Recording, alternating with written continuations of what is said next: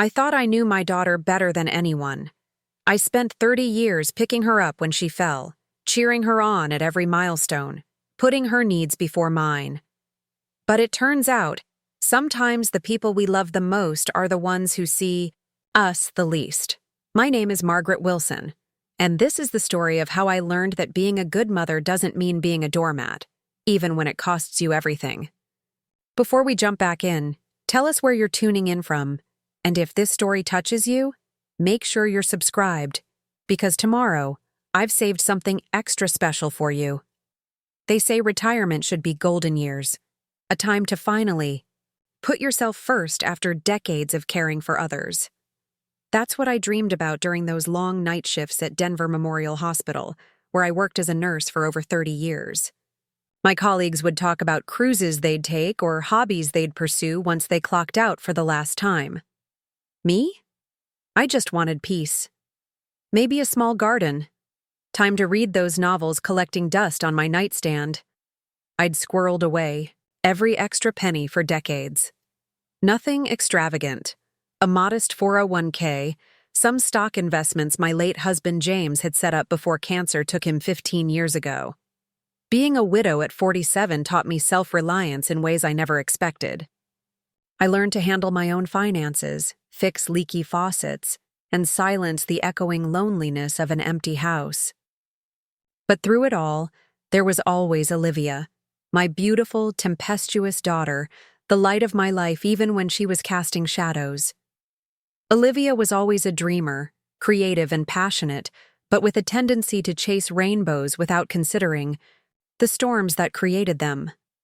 When she met Ethan during her junior year of college, I was cautiously optimistic. He seemed solid, ambitious, a grounding force for my free-spirited girl. They married young, just 3 months after graduation. I remember standing in that small chapel, watching her walk down the aisle in a vintage dress we found together, tears streaming down my face as I whispered to James's memory, "Our baby girl made it." The newlyweds moved to San Diego, where Ethan had landed an entry-level position at a marketing firm. Olivia found work teaching art at an elementary school, but California prices shocked them both. Their first apartment was barely bigger than a shoebox, with a view of a brick wall and monthly rent that made my stomach clench. During our weekly video calls, I could see the wear on my daughter's face, the tightness around her eyes, the way she'd glance nervously around that cramped space. "Mom," she said one evening, voice cracking slightly, "we're drowning here. Ethan's commute is killing him, and after rent and student loans, we can barely afford groceries." She wasn't asking directly, but I knew my daughter. I could read between those lines. That night, I opened my retirement portfolio and stared at the numbers. The sensible part of me, the part that had budgeted and saved for decades, whispered caution. But the mother in me couldn't bear the thought of Olivia struggling when I had the means to help. I transferred $10,000 to her account the next morning, telling myself it was a one-time gift, a boost to help them find their footing. 1 time became 2, then 3. Within a year, it had become a pattern.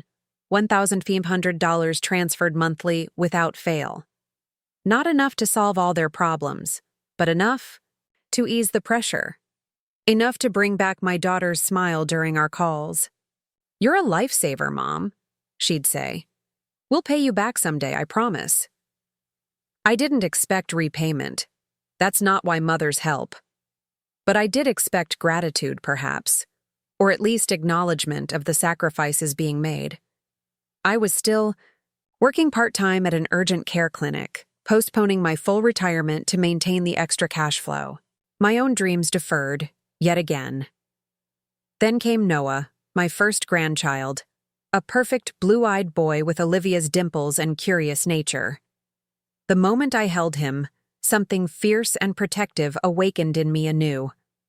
I flew to San Diego every chance I got, spending my vacation days rocking him through colicky nights, preparing freezer meals, doing anything I could to make their lives easier. When Noah was 8 months old, Olivia called in tears. "Mom, we can't keep living like this. This apartment is too small now that we have Noah. There's mold in the bathroom that I'm worried will make him sick, and the neighborhood isn't safe enough. We need to find somewhere better. I understood her concerns. I'd seen that apartment, felt the dampness in the walls, heard the arguments that echoed through the thin ceiling from the neighbors above. Noah deserved better. They all did. "What are you thinking, sweetheart?" I asked, already mentally calculating what I could afford to give. "We found a townhouse in a better neighborhood. It's perfect. A small yard for Noah. Good schools nearby. But the down payment." "Hardy," she trailed off. The down payment was substantial, $75,000 for a modest 3-bedroom in a decent part of San Diego. It would require liquidating a significant portion of my retirement investments. My financial advisor, Gregory, practically begged me not to do it. "Margaret, this is the bulk of your security," he warned during our meeting. "You're 62. These funds need to last potentially another 30 years. Family comes first," I replied, the words automatic, rehearsed. "What good is security if my daughter and grandson are suffering?" Gregory sighed, shuffling the papers on his desk. "At least make it a loan. Draw up paperwork, establish terms." I waved away his concerns. "They're family, not clients. I trust my daughter." That trust cost me $75,000, withdrawn as a lump sum, with penalties that made me wince but not waver. When I wired the money to Olivia and Ethan's account, the relief in my daughter's voice was payment enough. Or so I told myself. They moved into the townhouse a month later. I flew out to help, spending 2 weeks unpacking boxes, hanging curtains, and assembling furniture, while Ethan worked long hours, and Olivia juggled Noah and her part-time teaching position. The house was lovely. Not extravagant, but clean, bright, with a small patch of grass where Noah could someday play. I took pictures of every room, especially the guest bedroom they'd set up with a comfortable pull-out sofa and a small desk. "This is your space whenever you visit, Mom," Olivia said, hugging me tightly. "You've given us so much. This home is your home, too." Those words warmed me through many cold Colorado nights in the years that followed. I'd look at the photos of that guest room, my room, and feel connected to them despite the distance. Even as I continued sending monthly support, now reduced to $1,000 as their careers slowly advanced, I consoled myself with the knowledge that I had a place in their lives, both figuratively and literally. Noah grew from a baby to a rambunctious toddler, then to a kindergartner with a gap-toothed smile and endless questions about the world.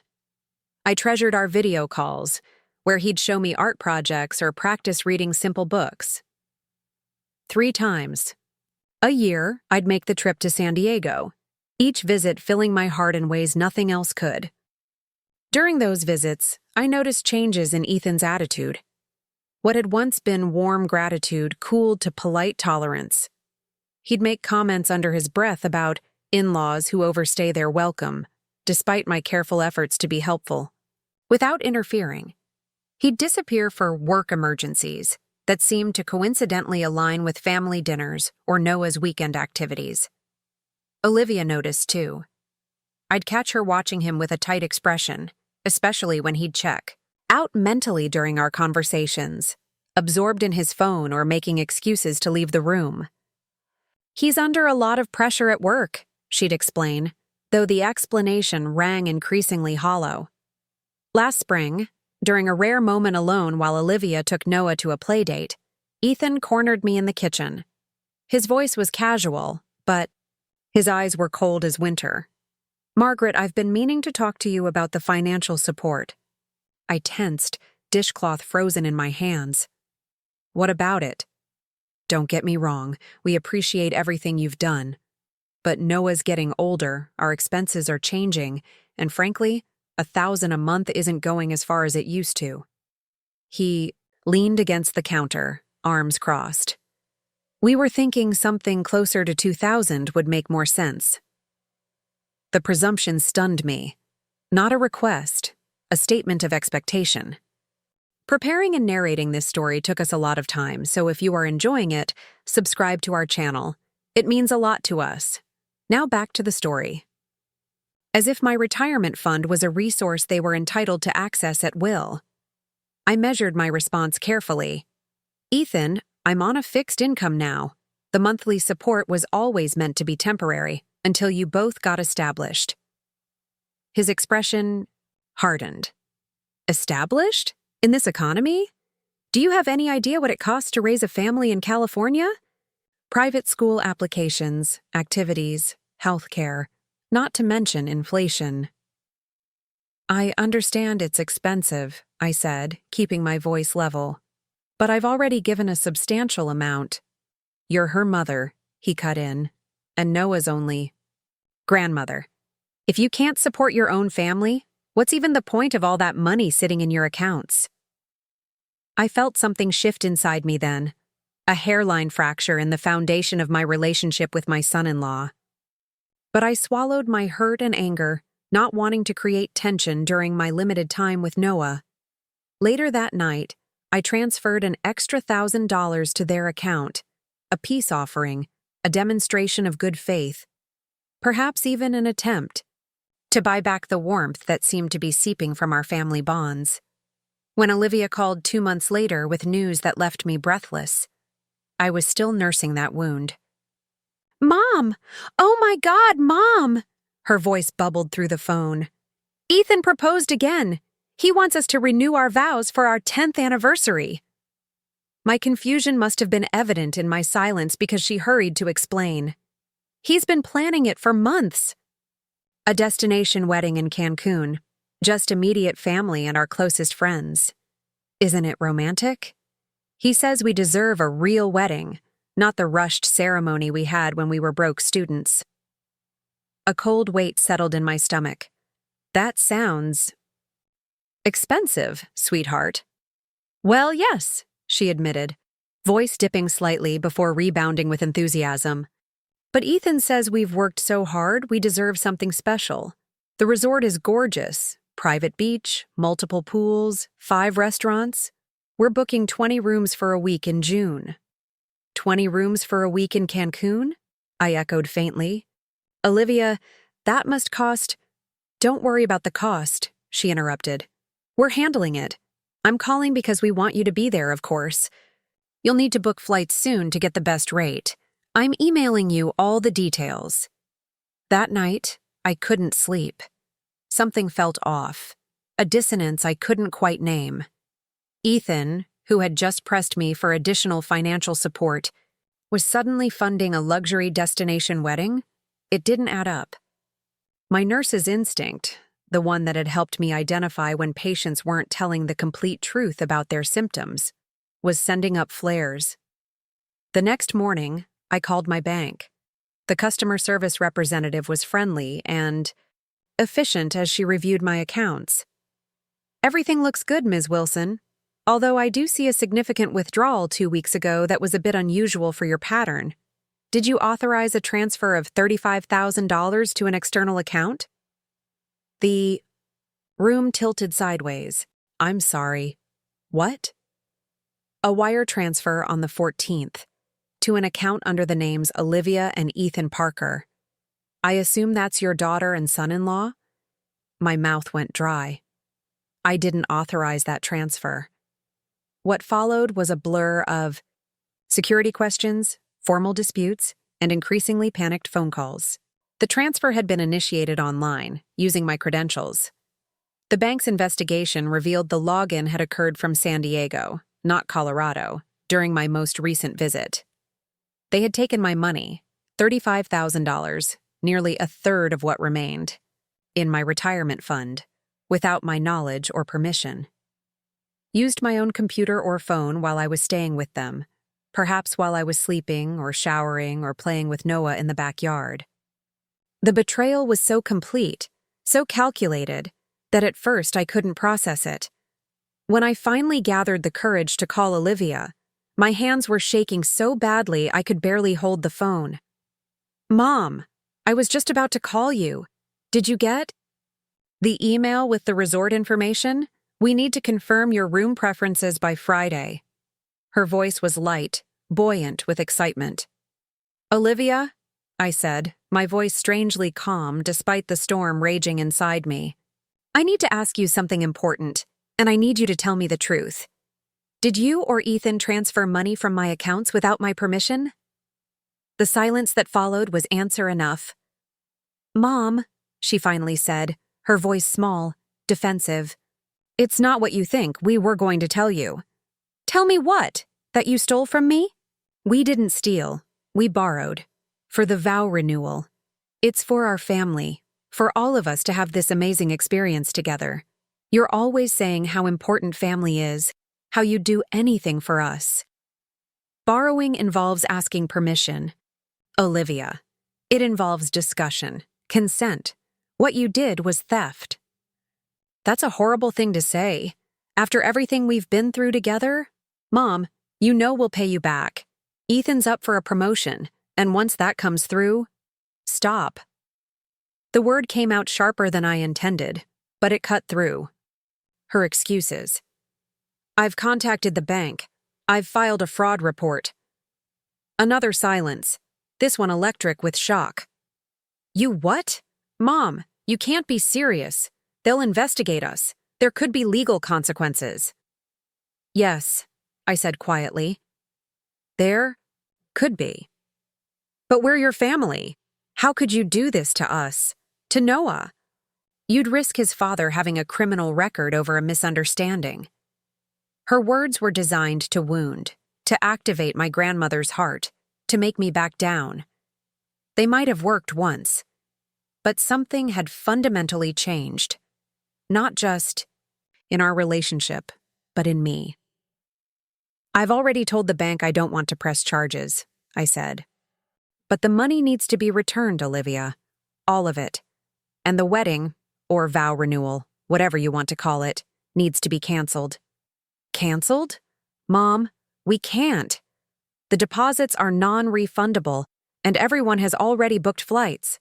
I'm not canceling my wedding because you're suddenly being stingy. This isn't about being stingy. This is about respect, about boundaries, about trust that's been broken. If you're so worried about the money, fine. Keep your $1,000 month. We'll manage without your help. The irony of her statement, acting as if continuing to give them money was something I was imposing on them, rather than a sacrifice I'd been making, might have been comical if it wasn't so painful. This conversation isn't productive, right? Now, I said, exhaustion settling into my bones. We both need time to think. I love you, Olivia. That hasn't changed, but what happens next depends on your choices, not mine. I hung up and sat in the quiet of my living room, watching dust motes dance in the afternoon sunlight streaming through the window. The peace I'd expected in retirement had proven elusive, but perhaps it had been within me all along, waiting for me to stand up for myself, to recognize my own worth beyond what I could provide to others. The next morning, my phone exploded with notifications. Texts from Olivia, increasingly frantic.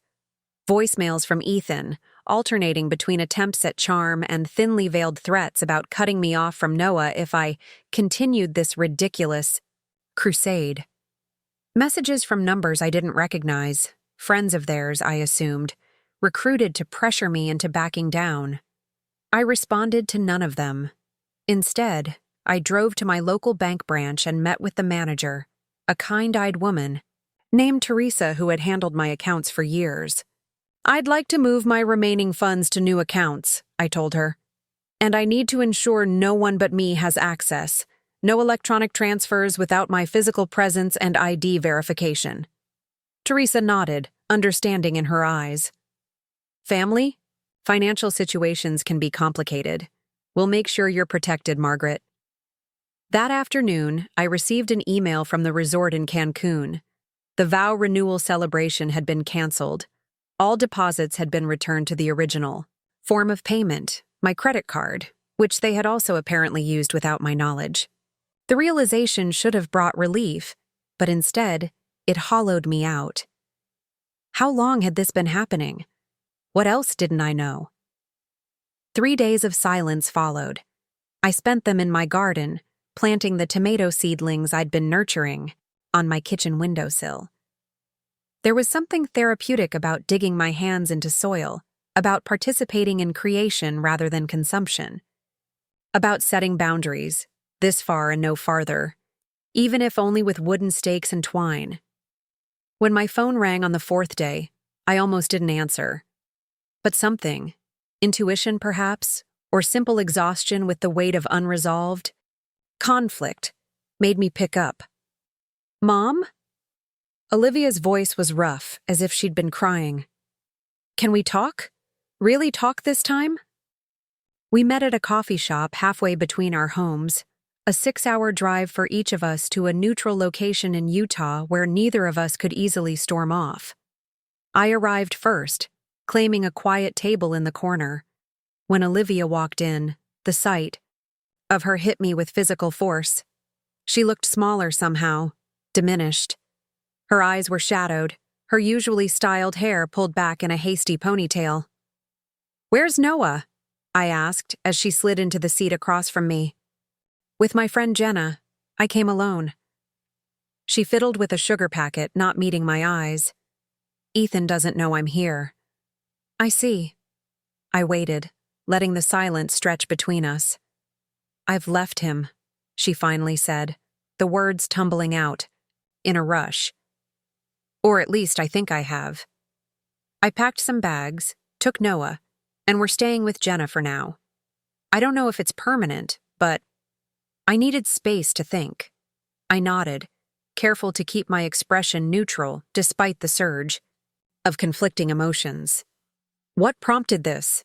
"After you discovered the transfer, after you canceled the vow renewal, Ethan was—" She hesitated, searching for words. "He was a different person, cruel, calculating. He told me it had been his idea all along to borrow from your accounts, that he'd been doing it for years in smaller amounts." My stomach clenched. "Years?" She nodded miserably. "Apparently ever since we moved into the townhouse. Never enough to raise flags, a few hundred here, 1,000 there. He said you'd never notice that you owed us for raising your only grandchild and keeping him close enough for visits." The coffee turned bitter in my mouth. All those times I'd checked my accounts and thought I'd spent more than I remembered.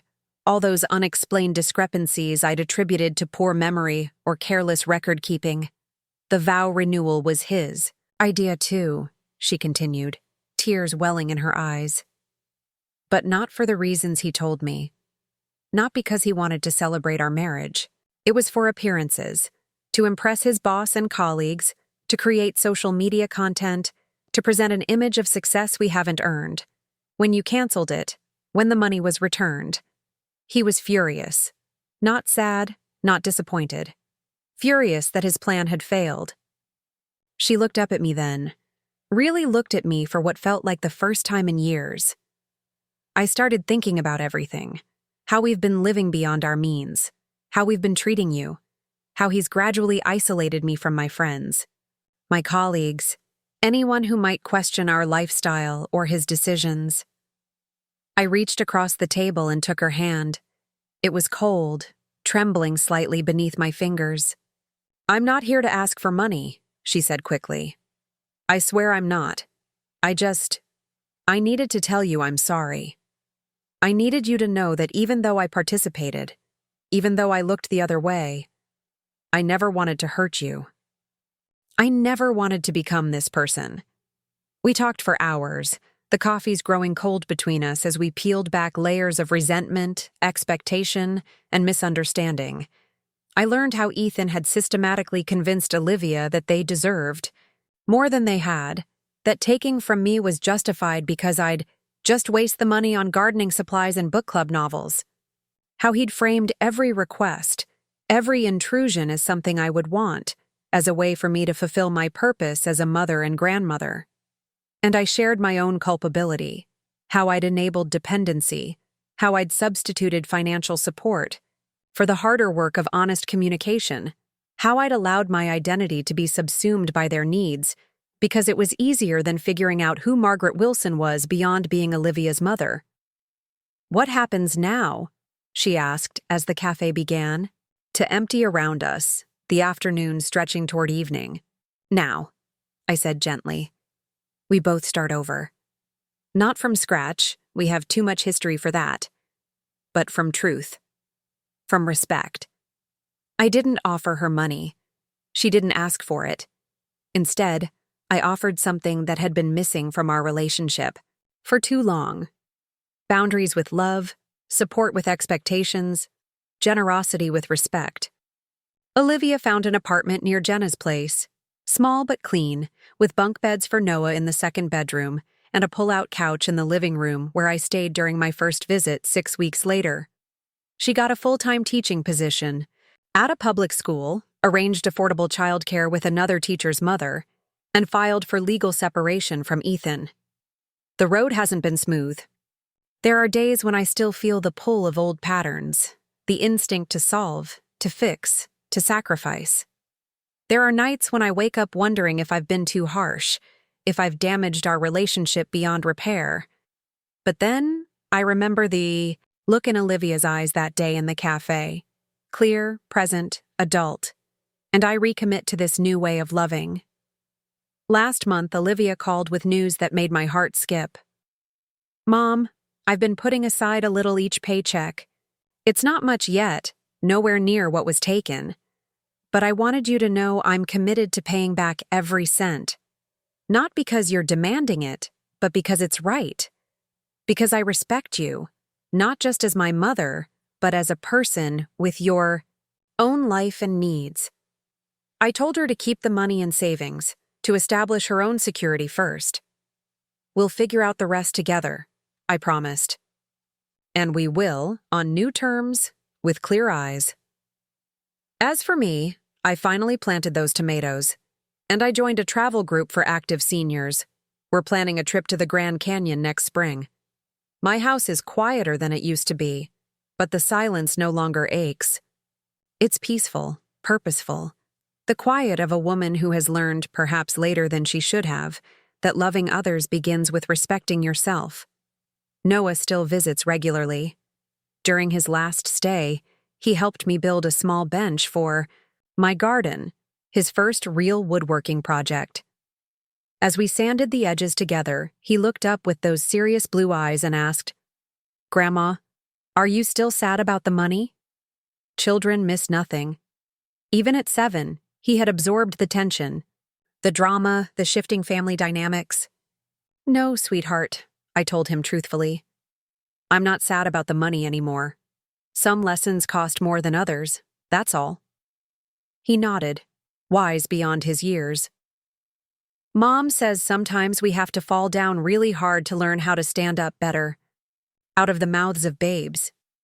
My daughter was learning, growing, finding her strength, not despite our painful confrontation, but because of it. And in helping her learn to stand on her own, I had finally found my own footing as well. They say retirement should be golden years, a time to finally put yourself first after decades of caring for others. Looking out at my garden, at the life I'm building for myself day by day, I think perhaps they're right. Not in the way I originally imagined, with cruise ships and novel reading, but in something deeper. Something earned through difficult choices and painful growth. Sometimes the most precious gift we can give our children isn't financial security or unwavering support. Sometimes it's the example of a woman who knows her own worth, who sets healthy boundaries, who loves fiercely but wisely. A woman who understands that no can be an act of love just as profound as any sacrifice. That's the legacy I hope to leave Olivia and Noah, not a hefty inheritance, but a blueprint for living with dignity, courage, and self-respect. Because in the end, that's worth more than any destination wedding could ever be. When Noah turned 8, Olivia called with news that sent a subtle ripple of unease through my otherwise placid life. "Mom, Ethan's been promoted. They're making him regional marketing director for the West Coast territories." Her voice bubbled with excitement through the phone, the words tumbling over each other in that breathless way she had whenever big changes were on the horizon. It means more travel, more responsibility, but the salary bump is substantial.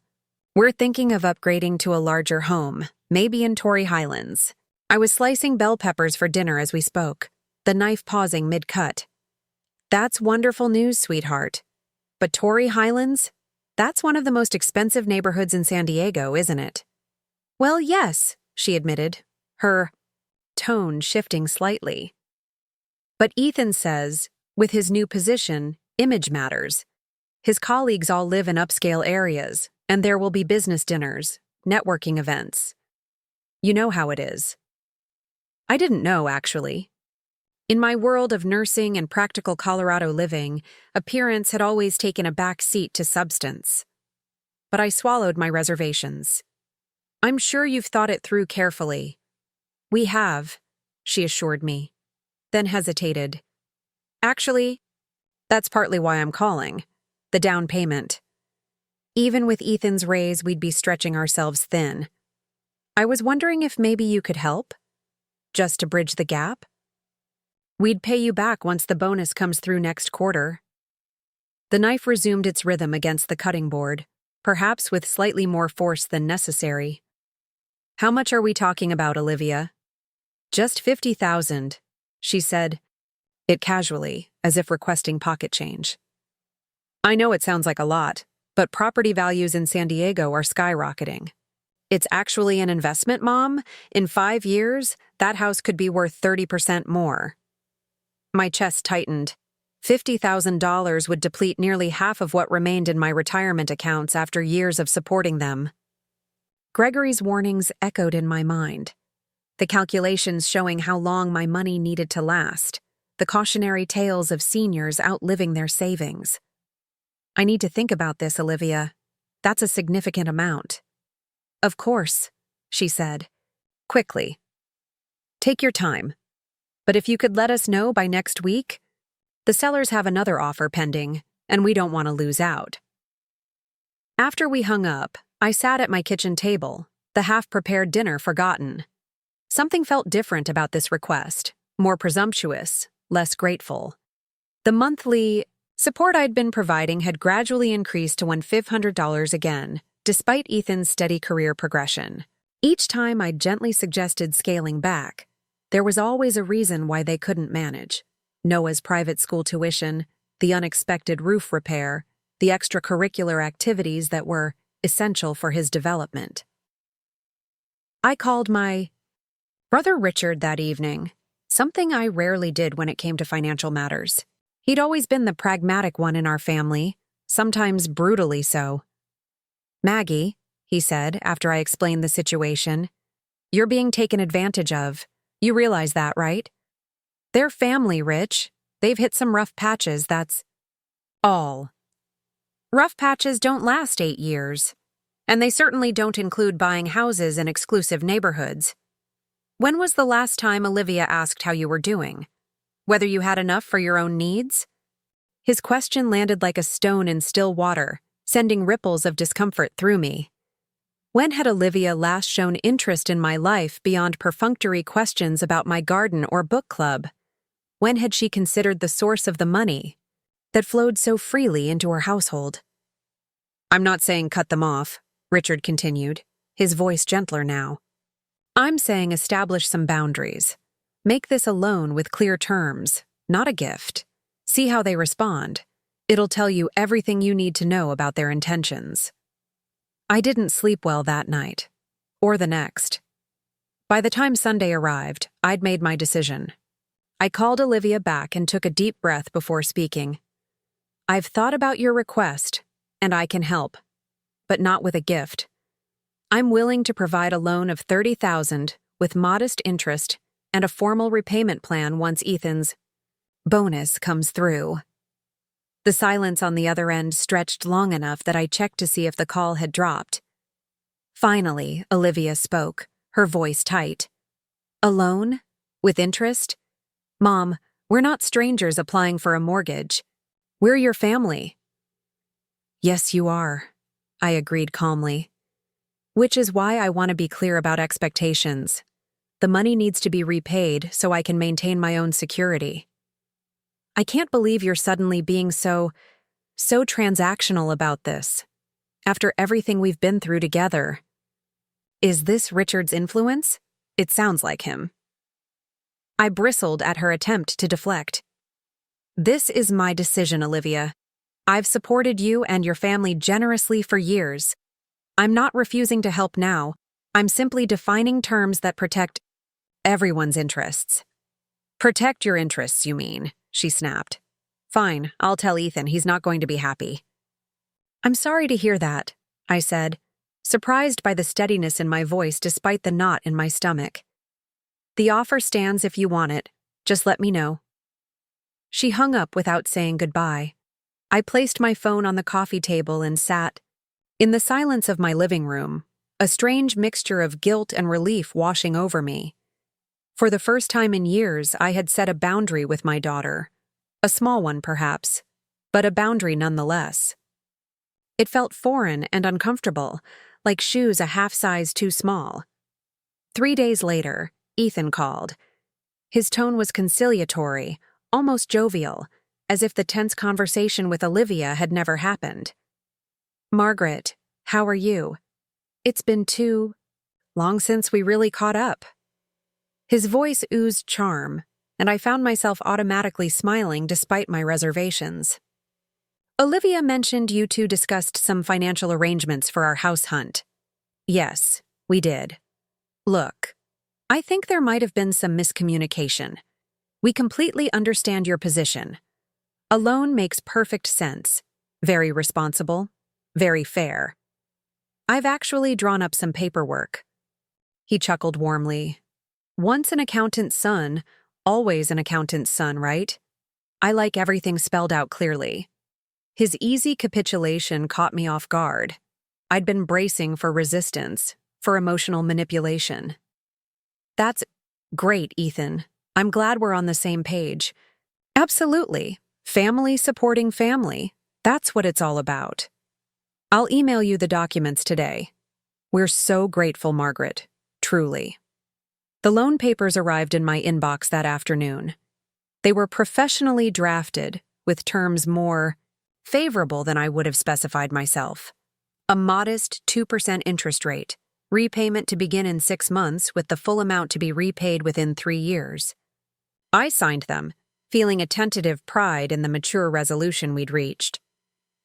2 weeks later, they closed on a house in Torrey Highlands, not the one they'd initially mentioned, but an even more impressive property with a pool, expansive, backyard, and guest house. The purchase price, according to the real estate listing I found online, was $1. $2 million. How did you manage the down payment? I asked Olivia during our next video call, trying to keep my tone conversational despite the alarm bells ringing in my head. $30,000 wouldn't have covered even a quarter of what they would have needed. Oh, Ethan's parents pitched in, she said casually, panning the camera around to show me the vaulted ceilings and open-concept kitchen. They've been wanting to help us upgrade for ages, and they gave us furniture from their vacation home for the guest rooms. Isn't it all gorgeous? I murmured appropriate admiration while a cold feeling settled in my stomach. Ethan's parents, as far as I knew, were comfortably middle class but nowhere near wealthy.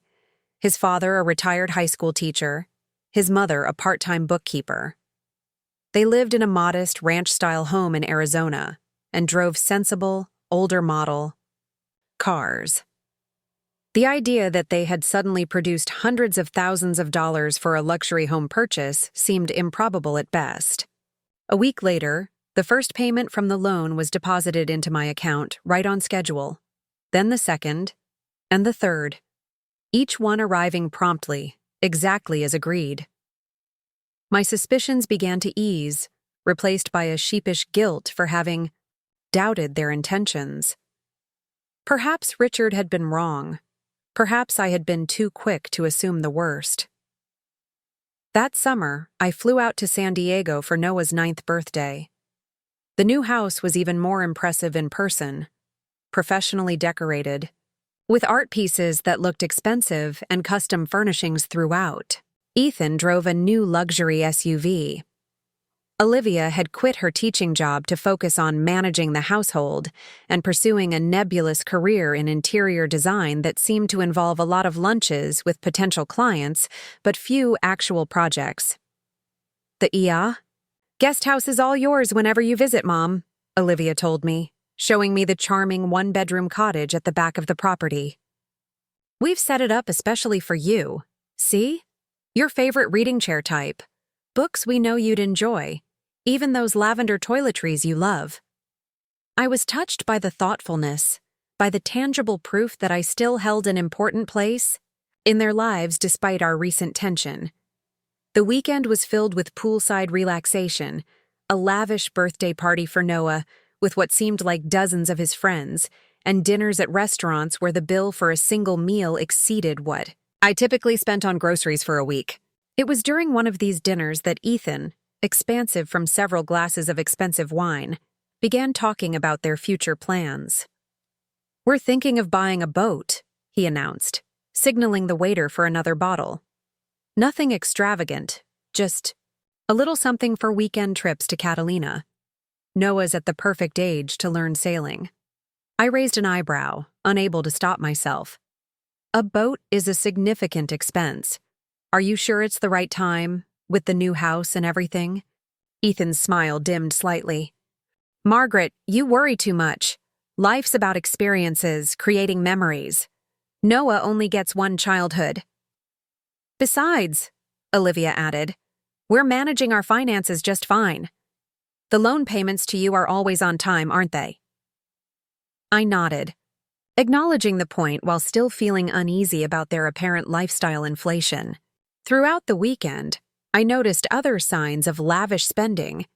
Designer clothes with tags still attached in Olivia's closet, the latest gaming system for Noah with dozens of games, a wine cellar being installed in the basement. On my last evening there, while Olivia was putting Noah to bed, Ethan cornered me in the kitchen. His expression was serious, his voice lowered. "I wanted to talk to you privately, Margaret, about our financial arrangement." My guard immediately went up. "What about it?" "We're incredibly grateful for your help with the down payment." He leaned against the counter, arms crossed casually. "But I've been thinking, your family, not a bank. The interest payment seems so formal, don't you think? Given everything you've done for us, and everything we do to make sure you're part of Noah's life?" The implicit transaction in his words made something twist uncomfortably in my chest. "The terms were clearly established, Ethan. We all agreed." Of course. He waved a hand dismissively. "Just something to consider. After all, that money will ultimately benefit Noah someday, won't it? Your legacy, your grandson's future. It's all connected." Before I could respond, Olivia returned, and the conversation shifted to safer topics. But Ethan's words lingered, leaving a sour taste that persisted long after I returned to Colorado. The next loan payment was late. Not significantly, just a week past due, but it marked the first deviation from our agreement. When I gently inquired, Olivia apologized profusely, citing a banking error that had been resolved. The following month's payment arrived on time, reinforcing the explanation. But 3 months later, the pattern began again. A payment would be late, accompanied by a plausible excuse. Then several on-time payments would follow, lulling me into a false sense of security before the cycle repeated. It was subtle enough that I began to doubt my own concerns, wondering if I was being unnecessarily rigid about deadlines. Meanwhile, my monthly support continued uninterrupted, now transferred automatically from my account to theirs on the first of each month. When I suggested reducing the amount, pointing out that their financial situation had significantly improved with Ethan's promotion, I was met with elaborate explanations about increased expenses, the competitive educational landscape for Noah, and the importance of maintaining certain appearances for Ethan's career advancement.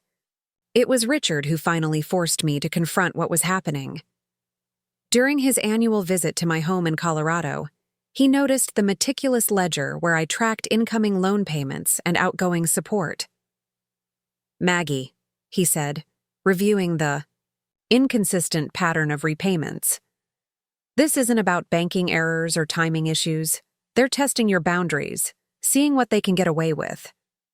"That's a harsh assessment," I protested, though a part of me wondered if he might be right. He fixed me with the direct stare that had both comforted and intimidated me since childhood. "Call your bank. Ask for a complete transaction history for the past year. See where your money is really going."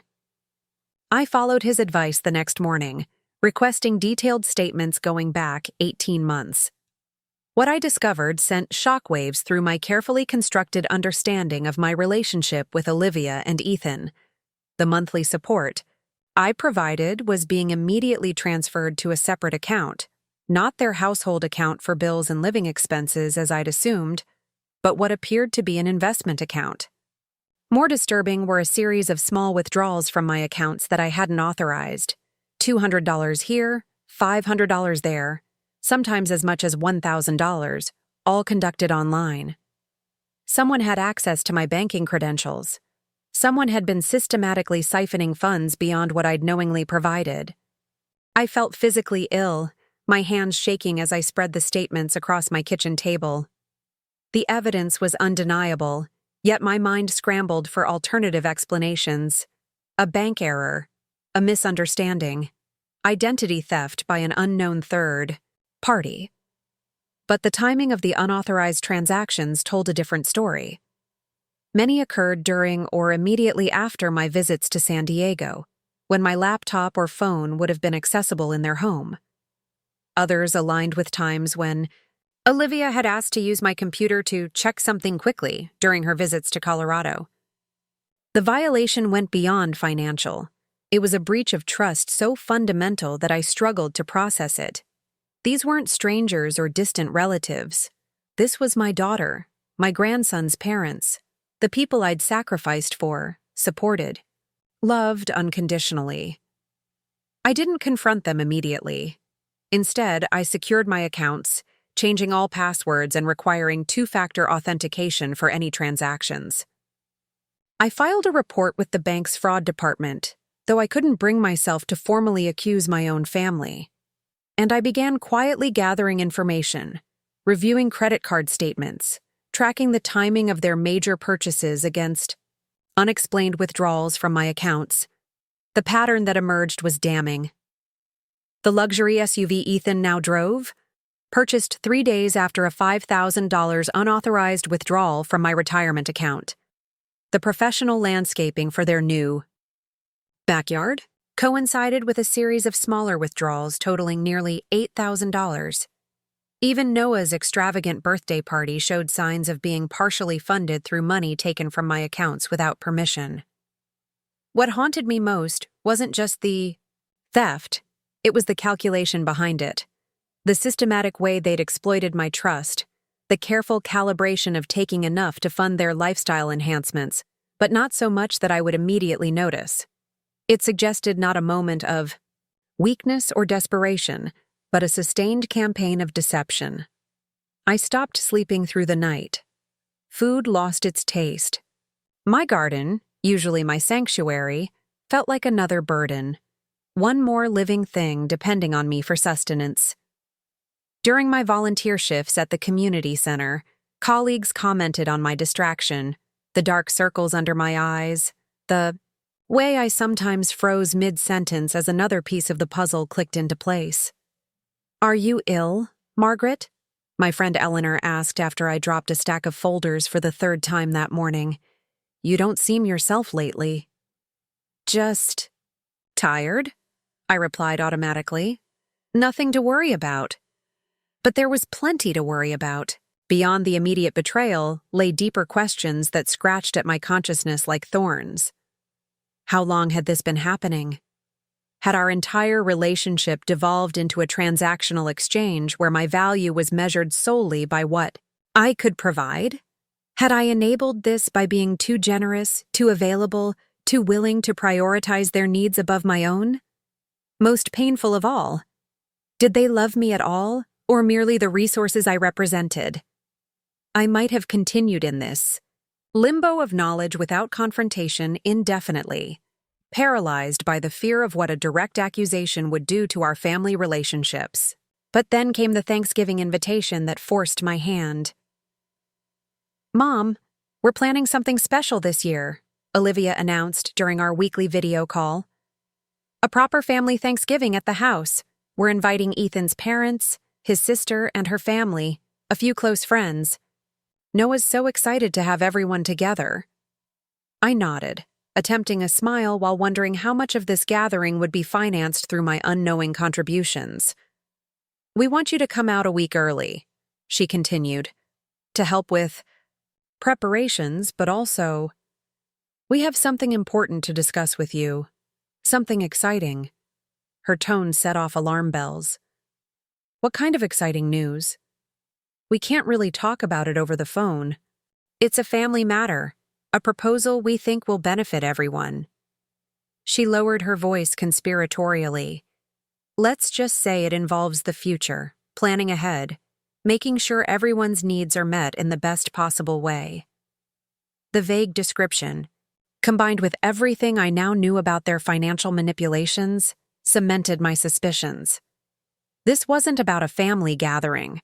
This was about access to my remaining assets, perhaps a pitch for moving me to San Diego permanently, where they could more directly manage my finances.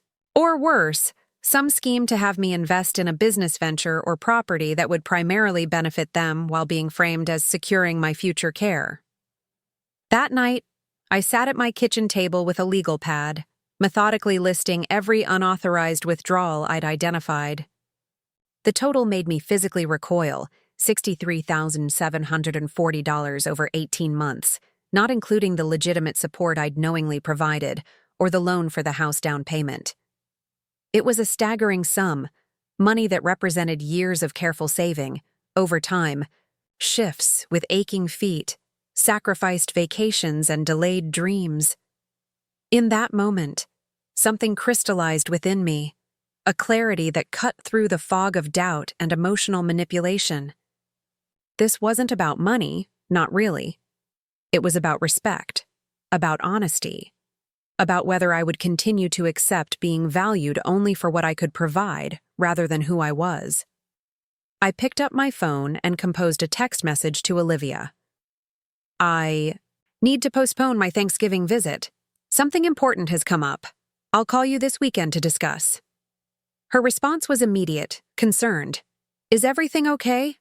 Are you sick? Do you need us to come to you?" The irony of her apparent worry wasn't lost on me. Concern for my well-being now, when access to my presence, and presumably my finances, was at risk. "I'm fine," I replied simply. "Just need to sort some things out before traveling. We'll explain later." That weekend, I drove to a small coffee shop 2 towns over, neutral territory, where I could make the call I'd been dreading without the comfort of familiar surroundings to weaken my resolve. I ordered a tea I didn't drink and sat in a corner booth, rehearsing the words one final time before dialing. Olivia answered on the second ring, her voice warm but edged with curiosity. "Mom, is everything all right? We've been worried. I need to ask you something important," I said, skipping the pleasantries. "And I need you to be completely honest with me." "Of course," she replied, though I detected a new wariness in her tone. "What is it?" "Have you or Ethan been accessing my accounts without my knowledge, taking money beyond what I've explicitly given you?" The silence that followed was different from any pause in our previous conversations. It wasn't contemplative or confused. It was calculating, the silence of someone rapidly assessing options, weighing denials against admissions, determining the extent of what I might already know. "Mom," she finally said, her voice shifting into a defensive register. I recognized all too well. "What are you talking about? Why would you ask something like that?" Because I have bank statements, Olivia. I have dates, amounts, and patterns that align perfectly with your visits and major purchases. I know what's been happening, and I need to hear you acknowledge it. Another silence, this one briefer. It's not what you think. Then tell me what it is. Explain to me how thousands of dollars moved from my accounts to yours without my authorization. We borrowed sometimes, when things were tight. We were always going to pay it back. It wasn't stealing, Mom, it was. It was family, helping family. Her voice cracked slightly, a tremor of emotion that might once have softened my resolve. You've always said you wanted to help us give Noah the best life possible. Borrowing involves permission, Olivia. It involves honesty, transparency, respect. What you did was none of those things.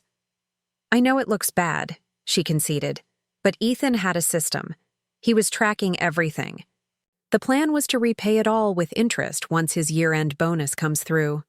We just needed to bridge some gaps temporarily. The casual way she framed systematic theft as a mere timing issue, as if the fundamental violation of trust was a technicality rather than the core issue, cemented my decision. I'm canceling my Thanksgiving visit, I said, my voice steadier than I felt. I'm also stopping all financial support effective immediately, and I expect full repayment of the unauthorized withdrawals within 30 days. Mom! Panic edged into her voice now. You can't be serious. Thanksgiving is our family tradition. Noah is expecting you. And the money. We can't possibly repay everything that quickly. Your cash flow problems are not my responsibility, Olivia. Not anymore. You and Ethan made choices. Choices to take without asking. Choices to lie. Choices to exploit my trust. Now you can deal with the consequences of those choices. This is insane. Over a misunderstanding about money? You'd throw away your relationship with your only daughter, your only grandchild, over something so materialistic? The attempted manipulation was so transparent it almost made me laugh. This isn't about the money. It's about the deception. It's about the disrespect. And it's certainly not about throwing away relationships. It's about redefining them based on honesty rather than exploitation. I could hear muffled voices on her end, Ethan presumably, asking what was happening. Then he was on the line, his charm offensive in full deployment. Margaret, please, there's been a huge misunderstanding. If you'll just come for Thanksgiving. As planned, we can sit down together and explain everything. We've been under tremendous pressure with the new position, the social obligations. We made some poor decisions, absolutely, but our intentions were good. My decision is final, I replied, feeling a strange calm settle over me. No visits, no financial support, full repayment expected. If you want to rebuild trust, that's where we start. And if we can't repay everything immediately? His voice hardened, the charming facade cracking. What then? Will you sue your own family? Take us to court? Have you thought about what that would do to Noah? The veiled threat, using my love for my grandson as leverage, confirmed every suspicion, erased every doubt. I've already consulted an attorney, I said, which wasn't strictly true but seemed prudent given his response. I sincerely hope it doesn't come to legal action, Ethan. But I'm done being manipulated, and I'm done being used as your personal ATM. I hung up before he could respond, placed my phone face down on the table, and finally took a sip of my now cold tea.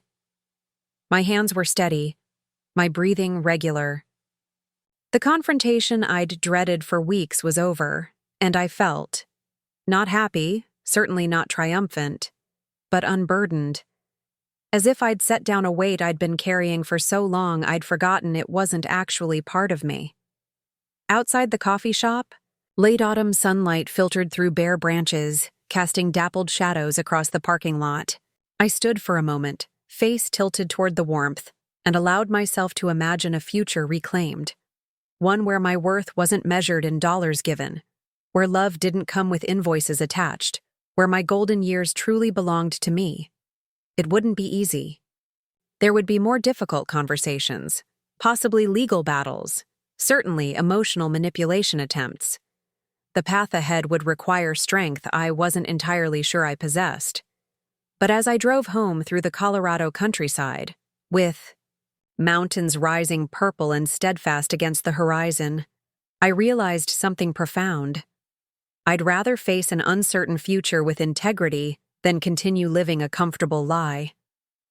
And for the first time in years, the road ahead felt like it might lead somewhere I actually wanted to go. The fallout was immediate and precisely what I had expected. My phone exploded with notifications, texts, voicemails, even emails, all varying in tone from wounded indignation to barely concealed threats. I read each message once, then filed them away in a special folder I'd created. Evidence, my attorney had called it when I finally did consult one 3 days after my confrontation with Olivia and Ethan. Caroline Weber was not what I had pictured when I searched for legal representation. I had imagined someone older, perhaps, stern and intimidating. Instead, I found myself sitting across from a woman in her early 40s with bright eyes and a direct manner that somehow managed to be both compassionate and no-nonsense. "Unfortunately, what you're describing is far from uncommon," she said, reviewing the documentation I'd meticulously organized. "Elder financial abuse often comes from family members, precisely because of the emotional leverage they have." "I'm not elderly," I protested automatically. "I'm 64. She smiled slightly. "The legal definition is broader than you might think. But terminology aside, the situation is clear. Unauthorized access to your accounts constitutes fraud, regardless of family connections." She outlined my options with clinical precision. Civil litigation would be straightforward given the evidence, but emotionally costly and public. A demand letter from her office might be sufficient to secure repayment without court involvement. Criminal charges were possible, but would have far-reaching consequences for Olivia and Ethan. "What most clients in your position want isn't punishment," Caroline observed, watching me carefully. "It's boundaries, restitution, and protection moving forward. Am I reading your situation correctly?" I nodded, grateful for her insight. "I don't want to destroy my daughter's life. I just want what's rightfully mine returned, and I want the exploitation to stop." "Then let's start with a formal demand letter, clear, professional, outlining exactly what occurred and what remedy you expect." Sometimes seeing their actions described in legal terms helps people understand the seriousness of what they've done. The letter was drafted, reviewed, and sent via certified mail within 48 hours. Caroline had suggested we start with a 30-day repayment window, firm enough to show I was serious, but reasonable enough to give them time to arrange finances. Meanwhile, I implemented every security measure Caroline recommended. New accounts at different banks, credit freezes, updated legal documents clarifying my wishes regarding financial decisions should I become incapacitated, a thorough review of my will, which had previously left everything to Olivia and Noah in simplistic terms. "Consider a trust instead," Caroline suggested. "It gives you more control over how and when assets are distributed. For instance, you might specify that Noah receives his portion for educational expenses, but not as a lump sum until he's mature enough to manage it responsibly." Each step I took, each form signed, each security measure implemented, felt like reclaiming a piece of myself that had been gradually eroded. I had spent so many years defining myself primarily as Olivia's mother, measuring my worth by my usefulness to her and her family. Now I was redrawing those boundaries, not with anger but with a calm determination that surprised even me. The first response to our legal letter came not from Ethan, as I had expected, but from Olivia. She arrived unannounced at my home on a Tuesday afternoon, her eyes red-rimmed and her expression vacillating between contrition and defensive anger. A lawyer, Mom? Really? You couldn't just talk to us directly? She stood on my porch, arms crossed, looking smaller and younger than I had seen her in years. I invited you to talk directly during our phone call, I reminded her, stepping aside to let her in despite my better judgment. You chose deception and manipulation instead of honesty. Inside, we sat in my living room, me in my favorite reading chair, her perched tensely on the edge of the sofa, as if ready to flee at any moment. The coffee I offered sat untouched on the table between us. Ethan's furious, she said finally. He says you've betrayed us. That family doesn't do this to family. Interesting perspective, I replied mildly. Does family steal from family in his worldview? She flinched. It wasn't stealing. Not really. We were going to pay it all back. When? How? You've been borrowing for years, Olivia. The debt has only grown. Your lifestyle has only become more extravagant. At what point was this magical repayment supposed to begin? She stared at her hands. You don't understand the pressure we're under. Ethan's position, the social expectations, Noah's school. We had to keep up appearances. No, I corrected gently. You chose to keep up appearances beyond your means, and you chose to finance that choice with money taken without permission from my retirement funds. Her eyes flashed with sudden anger. You've always been so judgmental about our lifestyle choices, so smug in your simple little life with your gardening and your book clubs. Not everyone wants to live like that, Mom. Some of us want more. The attack was so unexpected, so misaligned with reality, that for a moment I could only stare at her in bewilderment. Was this how she had justified their actions to herself? By casting me as an adversary, a judgmental presence to rebel against, rather than a mother who had sacrificed to support her? Olivia, I said carefully, I have never judged your desire for a comfortable life. What I'm addressing is your methods of achieving it. There's nothing wrong with wanting nice things. There's everything wrong with taking what isn't yours to get them. We had no choice. The expenses kept piling up, and every time we tried to get ahead, something else would happen. The roof leak, Noah's emergency room visit for his asthma attack, the property tax increase. She was crying now, tears tracking silently down her cheeks. We were drowning. And yet you bought a boat, I pointed out quietly. And Ethan drives a luxury SUV. And you quit your teaching job to pursue interior design without any clients. Those aren't the choices of people who are drowning, Olivia. They're the choices of people who feel entitled to more than they've earned.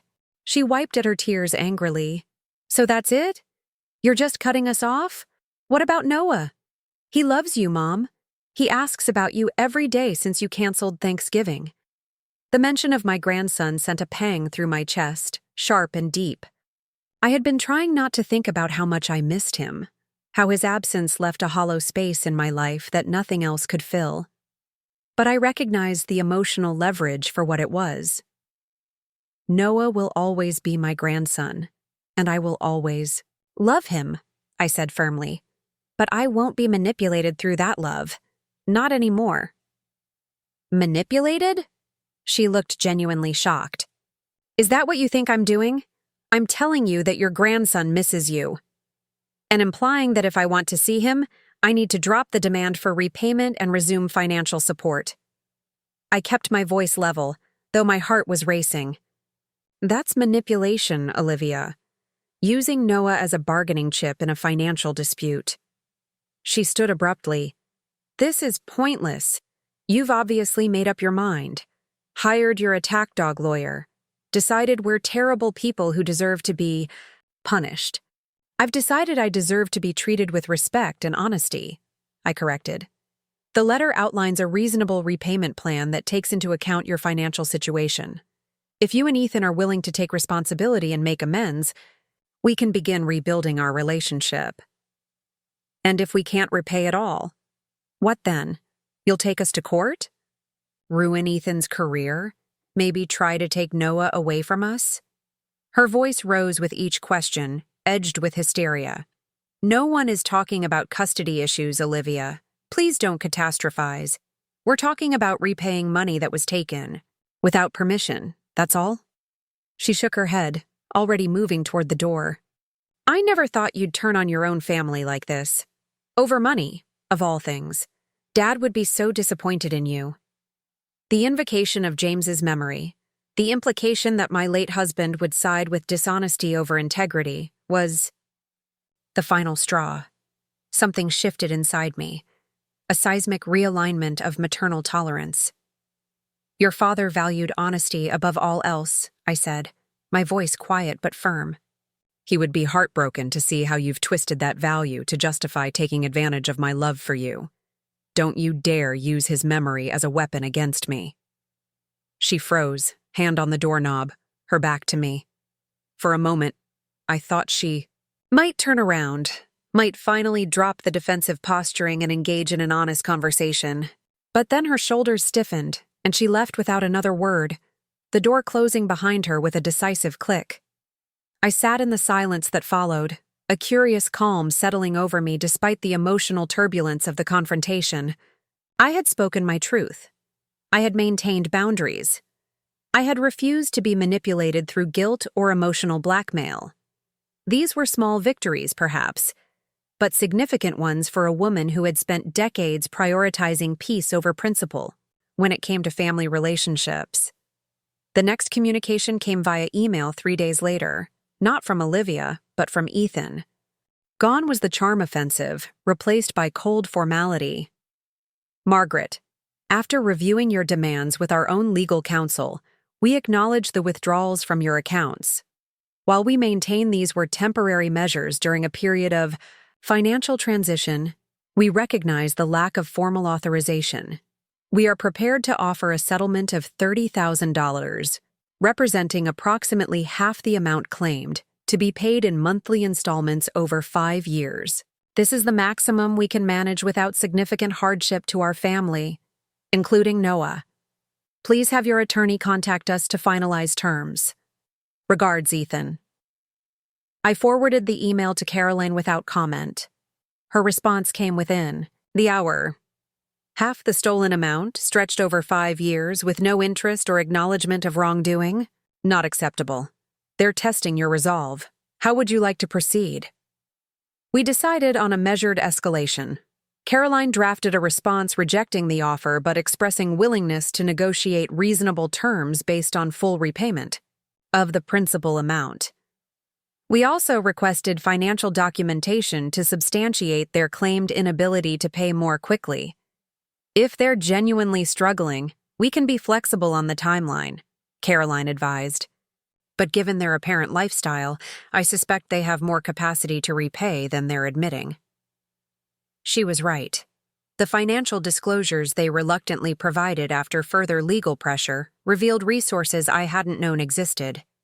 A vacation timeshare in Cabo San Lucas, investment accounts separate from their primary banking, and Ethan's executive compensation package that included substantial stock options.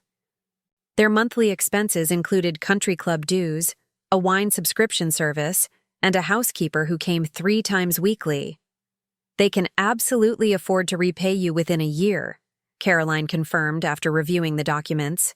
In fact, they could liquidate non-essential assets and clear the debt immediately if they chose to prioritize making things right. Armed with this knowledge, we pushed back firmly on their offer. The negotiation that followed was tense and protracted, conducted entirely through legal channels rather than direct communication. It was surreal to interact with my own daughter through such formal mechanisms, as if we were business adversaries rather than family.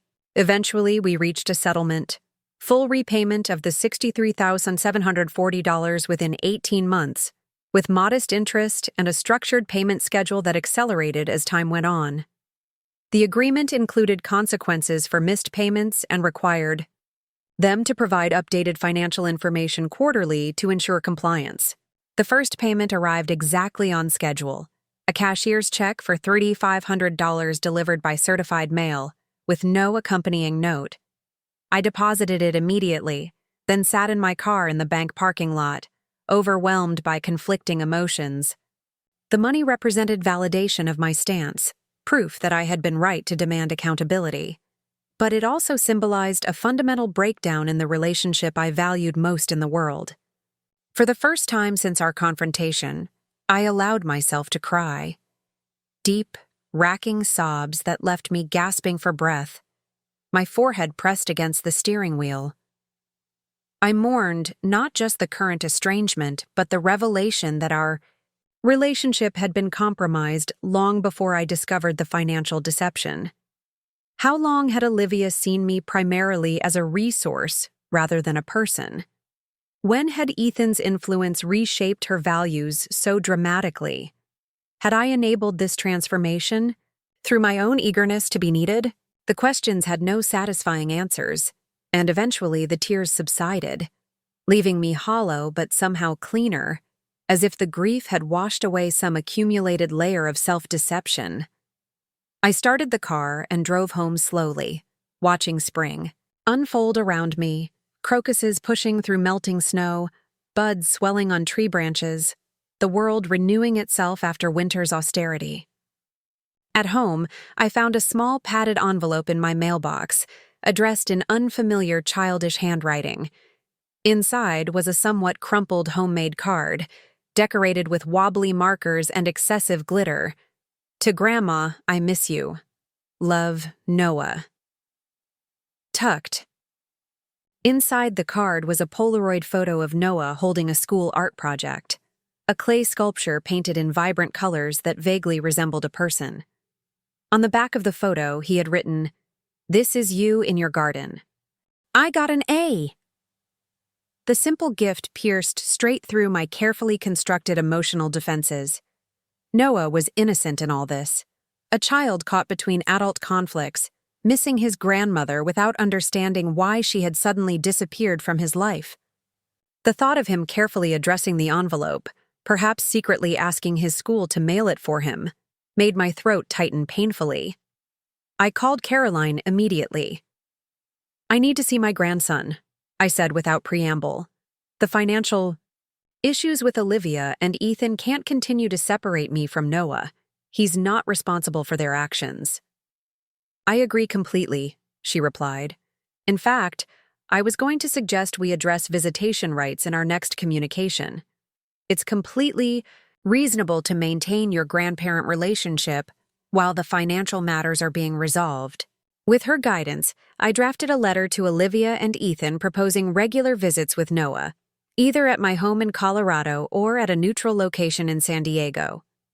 I specified that these visits would be focused solely on maintaining our relationship and would not involve discussion of the ongoing financial settlement. Their response was more positive than I had dared hope.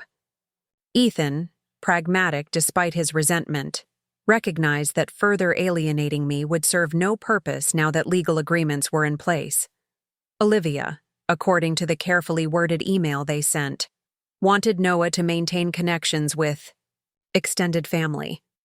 The first visit was arranged for the following month, a weekend at a family-friendly hotel near San Diego's harbor, with Olivia dropping Noah off each morning and picking him up in the evenings.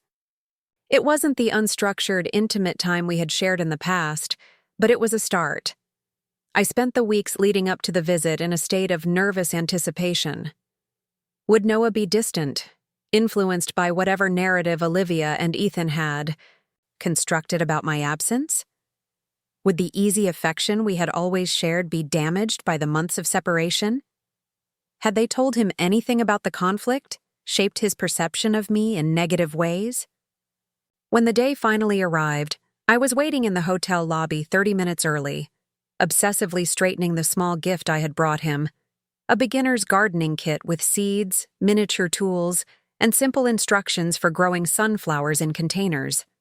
I had debated endlessly about the appropriateness of a gift, not wanting to fall into patterns of buying affection, but ultimately decided that a thoughtful, educational present that connected to our shared interests was different from the lavish indulgences that had characterized Olivia and Ethan's approach. Noah spotted me before I saw him, his excited shout cutting through the ambient noise of the hotel. "Grandma!" He broke free from Olivia's grasp and ran toward me, launching himself into my arms with such force that I nearly lost my balance. "My goodness, you've grown!" I exclaimed, holding him tightly, breathing in the familiar scent of his shampoo, and the indefinable essence that was uniquely Noah. "I've missed you so much." "I missed you too. Why didn't you come for Thanksgiving? Mom said you were sick, but then you didn't come for Christmas either, and I thought maybe you didn't want to see us anymore." His words tumbled out in a rush, his small face earnest and concerned. Over his shoulder, I met Olivia's gaze. She looked uncomfortable but gave a small nod, tacitly acknowledging that I could answer truthfully without undermining their parental authority. "I had some important things to work out with your mom and dad," I said carefully. "Grown-up things that weren't about you at all. I always wanted to see you, Noah. That never changed for a single minute." He considered this, his brow furrowed in the way it always did when he was processing complex information. "So, you weren't mad at me?" "Never," I assured him firmly. "Not even a little bit." He relaxed visibly, snuggling closer. "Good, because I made you lots of stuff at school, and Mom said we could bring it next time if today goes okay." I looked up at Olivia again, surprised by this gesture of potential ongoing contact. Her expression was guarded but not hostile. "I'll pick him up at 6, she said, her voice carefully neutral. "He's had lunch, but he'll probably want a snack around 3. No sugar if you can help it. It makes his bedtime difficult." I nodded, grateful for the practical information and what it represented, a willingness to work together, however tentatively, for Noah's benefit. "We'll have a wonderful time," I assured her. "Thank you for bringing him." She hesitated, then added, "He really has missed you, Mom. He asks about you almost every day." The acknowledgement of our bond, simple as it was, felt like the first tentative step toward some new understanding between us. Not forgiveness, not yet. There was too much unresolved hurt, too many consequences still unfolding from their actions. But perhaps a recognition that the ties between us couldn't be severed completely, shouldn't be severed, despite the breach of trust. After she left, Noah and I spent a joyful day exploring the hotel's amenities and the nearby waterfront park. He chattered continuously, bringing me up to date on his school projects, his friends, the new karate class he had started. He mentioned nothing about the family's financial situation or any tensions at home, though I noticed he didn't speak much about Ethan except in passing. It was only as the day was ending, as we sat on a bench sharing an ice cream cone, a small rebellion against Olivia's no-sugar directive, that he asked the question I had been dreading. "Grandma, are you and Mom fighting because of money?" I nearly choked on my bite of ice cream. "What makes you ask that, sweetheart?" He shrugged, suddenly fascinated by a seagull hopping nearby. "I heard Dad saying you were being greedy and selfish about money, and Mom was crying and saying they never should have taken it without asking. Are you mad because they took your money?" The innocent question, and the revelation that he had overheard far more than any child should about adult financial conflicts, left me momentarily speechless.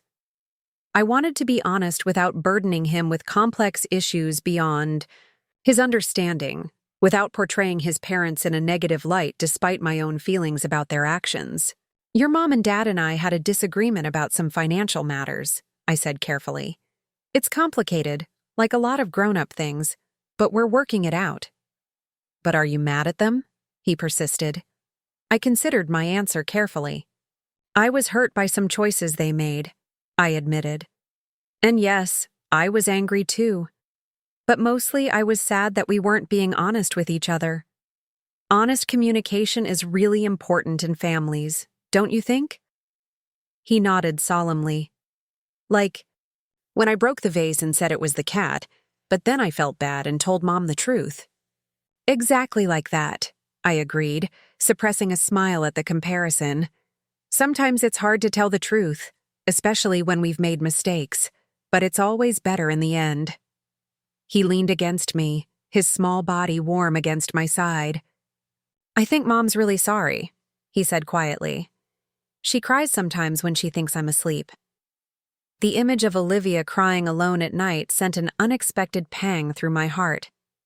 Despite everything, she was still my daughter, and the thought of her suffering brought me no satisfaction. The complexity of my emotions, anger at the betrayal, hurt at the manipulation, yet persistent maternal concern for her well-being, was exhausting. Growing up is hard, I told Noah, as much for my own benefit as for his. Even for grown-ups, we keep learning and making mistakes and hopefully doing better next time. He seemed satisfied with this answer, moving on to tell me about the class. Turtle in his turn to take it home for the weekend. But his question lingered in my mind long after Olivia came to collect him, long after I returned to my quiet hotel room alone. That night, I sat on the balcony of my room, watching lights shimmer on the harbor water and listening to distant music from a restaurant below. For the first time since discovering the theft, I allowed myself to consider a future in which reconciliation might be possible. Not a return to the old patterns, certainly, but perhaps something new and healthier. A relationship built on mutual respect rather than financial dependency. Boundaries that were clear but not impenetrable. The path forward wasn't clear, and the hurt was still too raw for easy forgiveness. But Noah's innocent observations had reminded me of something essential. Beneath the betrayal and the legal proceedings and the financial settlements, we were still family. Flawed, complicated, sometimes hurtful to each other, but connected by bonds that couldn't simply be dissolved with a cease and desist letter. I took out my phone and, after a moment's hesitation, sent a text to Olivia. "Thank you for today. Noah is such a wonderful boy. Thoughtful, observant, kind. You're raising him well despite challenging circumstances. I'd like to do this again soon." Her response came minutes later. "He had a great time. Talked about you nonstop all evening. We can arrange another visit whenever you'd like." It wasn't an apology. It wasn't an acknowledgement of the harm done. But it was communication not filtered through attorneys, focused on the one thing we both valued above all else, Noah's well-being and happiness. And for now, perhaps that was enough to build upon, one careful step at a time. As I prepared for bed in the unfamiliar hotel room, I found myself thinking about the garden I had planted back home in Colorado, how some perennials appeared dead after winter's harsh treatment, but with patience and care would eventually push new growth through the soil. Relationships could be like that too, I reflected. Dormant but not dead. Damaged but not destroyed. Capable of renewal if given the right conditions and sufficient time. The next morning, I woke feeling lighter than I had in months. Not because the situation was resolved, far from it, but because I had allowed myself to envision a potential future beyond the current conflict. The financial settlement would proceed as agreed. The legal boundaries would remain firmly in place. But alongside those necessary structures, perhaps we could begin building something new from the rubble of what had been broken. I packed my suitcase methodically, preparing for the flight back to Colorado later that day. As I folded my clothes, I found myself mentally planning the summer garden, where I would plant the new rose bushes I'd ordered, whether the experimental heirloom tomatoes would thrive in the western corner. Simple plans for my own life, independent of Olivia and Ethan's needs or expectations. Not a rejection of my role as mother and grandmother, but an expansion beyond those identities. For so long, I had defined myself primarily through what I gave to others: support, money, time, care. Now I was learning, in my 7th decade, to balance that generosity with self-protection, to recognize that my worth wasn't measured by my usefulness to my family, to understand that true love sometimes required saying no, establishing consequences, demanding respect. It wasn't the retirement I had envisioned, peaceful, uncomplicated, free from conflict. But perhaps it was the one I needed, challenging, clarifying, ultimately liberating. A retirement not just from work, but from outdated patterns and harmful dynamics. A retirement into a new understanding of what family could mean when built on honesty rather than exploitation. I closed my suitcase, took one last look at the harbor view, and headed downstairs to check out. Whatever came next, I would face it with clear eyes and firm boundaries, not in anger, but in the hard-won wisdom that sometimes love requires courage more than sacrifice. The settlement payments continued arriving with mechanical regularity, each one representing another small piece of justice. 6 months into our agreement, I had received just over $20,000, a significant sum, though still less than a third of what had been taken. Each check arrived in a plain envelope with no personal note, no acknowledgement beyond the cold financial transaction. I dutifully documented each payment in my ledger before depositing it, watching my retirement account slowly rebuild. My visits with Noah had settled into a comfortable pattern. One weekend each month in San Diego, usually at neutral locations like the hotel near the harbor, or occasionally at public parks and museums. Olivia would drop him off and pick him up, with minimal interaction, polite but distant, as if we were acquaintances rather than mother and daughter. We never discussed the ongoing repayments or the circumstances that had led to our estrangement. Those topics remained firmly in the realm of legal correspondence handled through Caroline's office. It was a fragile equilibrium, but it allowed me to maintain my relationship with Noah while enforcing the boundaries I had established. He seemed to adapt to the new arrangement with the resilience children often display, accepting without question that Grandma now had special Noah time rather than family visits. If he noticed the tension between his mother and me, he rarely mentioned it, focusing instead on sharing his latest school projects or showing off new karate moves. Life in Colorado continued with its quiet rhythm. I expanded my volunteer work at the community center, taking on a leadership role in their adult literacy program. My garden thrived under attentive care, the summer yielding bumper crops of tomatoes and peppers that I shared with neighbors and preserved for winter. I joined a hiking group for seniors, discovering muscles I hadn't used in decades and vistas that took my breath away. Gradually, tentatively, I was building a life centered around my own interests and connections, rather than revolving exclusively around Olivia's family. It wasn't the life I had envisioned for my retirement years, but it held its own satisfactions, deeper friendships, newfound competencies, the quiet pride of self-sufficiency. The settled pattern shattered on an ordinary Tuesday in September, with a phone call that sent me rushing to the airport on the first available flight to San Diego. "Mrs. Wilson, this is Melissa Jenkins from Torrey Pines Elementary. I'm Noah's teacher." The voice on the phone was professional but concerned. "There's been an incident at school involving Noah. He's physically fine, but he's quite upset, and we haven't been able to reach his parents." My heart rate accelerated immediately. "What kind of incident? Is he hurt?" No, nothing like that," she assured me quickly. "Noah had what appeared to be an anxiety attack during math class. He became very distressed, had trouble breathing, and was crying uncontrollably. Our school counselor has been with him, but he's asking for you specifically." For me? I was already reaching for my purse, mental calculations about flight times running through my head. "Have you tried both his parents? His mother should be reachable." There was a slight hesitation before the teacher continued. "We've been trying. All the emergency contacts." Mr. Parker's phone goes straight to voicemail. Mrs. Parker answered initially, but said she was in Los Angeles at a design consultation and couldn't get back until evening. She said to try you. The information landed like a stone in my stomach. Olivia was passing responsibility for a school emergency to me, which might have made sense if I lived locally. but she knew perfectly well I was in Colorado, hundreds of miles away. And where was Ethan? Why weren't either of them dropping everything to reach their distressed child?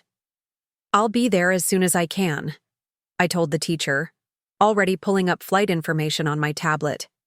"Please tell Noah his Grandma is coming. It may take several hours, but I'm on my way."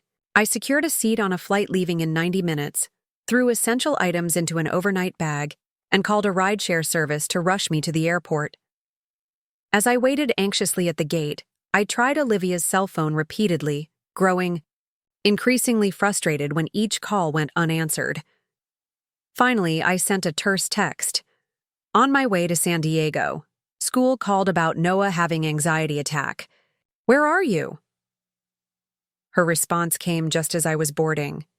"In LA with important client. Can't leave. Thank you for handling this. We'll be back tonight." The dismissive brevity of her message, the apparent prioritization of a client meeting, over her son's emotional crisis, fueled a slow-burning anger that stayed with me throughout the flight.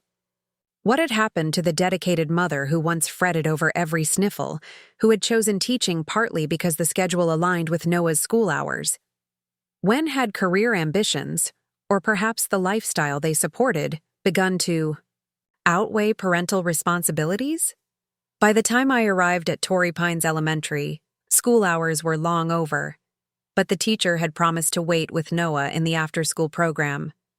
I found them in a cheerful classroom decorated with student artwork. Noah curled in a beanbag chair with a book, while Ms. Jenkins worked quietly at her desk. His face when he spotted me, the instant transformation from withdrawn misery to explosive relief, nearly broke my heart. "Grandma!" he cried, launching himself into my arms with such force I staggered slightly. "You came. You really came." "Of course I came, sweetheart," I murmured into his hair, holding him tightly. "I'll always come when you need me." Ms. Jenkins approached with a sympathetic smile. "He's been much calmer since knowing you were on your way. The counselor thinks the anxiety attack might have been triggered by some discussions about family finances that he's been overhearing at home." I stiffened slightly, but kept my expression neutral. "I see. Has he talked about what specifically upset him?" She lowered her voice. "He mentioned being worried about his parents fighting over money, about possibly losing their house. He said his dad has been super angry lately, and his mom cries a lot." The information settled like a weight on my shoulders. I had been so focused on recovering what was rightfully mine, on setting boundaries and enforcing consequences, that I hadn't fully considered how the situation might be affecting Noah. The legal settlement was putting financial pressure on Olivia and Ethan, exactly as intended. But that pressure was clearly spilling over onto my innocent grandson. I thanked the teacher for her care and signed the necessary forms to take Noah with me. As we walked to the rideshare vehicle I had waiting, he held my hand with unusual tightness, as if afraid I might disappear. "Where are we going?" he asked, his voice small and uncertain. "Are we going to your hotel?" I hesitated. I had booked a last-minute room at our usual meeting place, assuming we would stay there overnight. But his question carried an undertone of unease about returning home that concerned me. "Would you like to go to the hotel?" I asked carefully.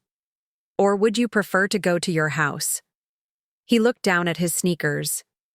"The hotel, please. It's quiet there, and they have those little soaps shaped like seashells." I nodded, not pressing further for the moment. "Hotel it is. We can order room service for dinner. Maybe those chocolate chip pancakes you like?" That earned a small smile, though it didn't quite reach his eyes. During the ride, he leaned against me heavily, uncharacteristically quiet. I stroked his hair and maintained a gentle stream of conversation about neutral topics, the interesting cloud formations, a dog we saw skateboarding with its owner, the new exhibit at the Natural History Museum we might visit. He responded with, Nods or single-word answers, his usual exuberance noticeably dimmed. At the hotel, I sent another text to Olivia, informing her of our location and asking her to call me as soon as possible. Then I focused entirely on Noah, drawing him a bubble bath with the scented hotel toiletries, ordering his favorite comfort, foods from room service, and creating a nest of pillows on the bed where we could watch nature documentaries, his preferred viewing since toddlerhood.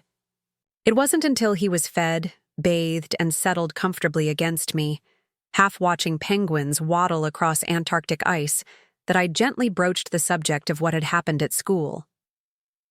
"Ms. Jenkins mentioned you had a rough day today," I said, keeping my tone casual. "Do you want to talk about what upset you?" He tensed slightly against me but didn't pull away.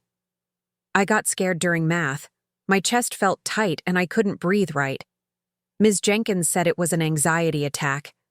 "That sounds frightening. Do you know what made you feel that way?" He was quiet for so long I thought he might not answer.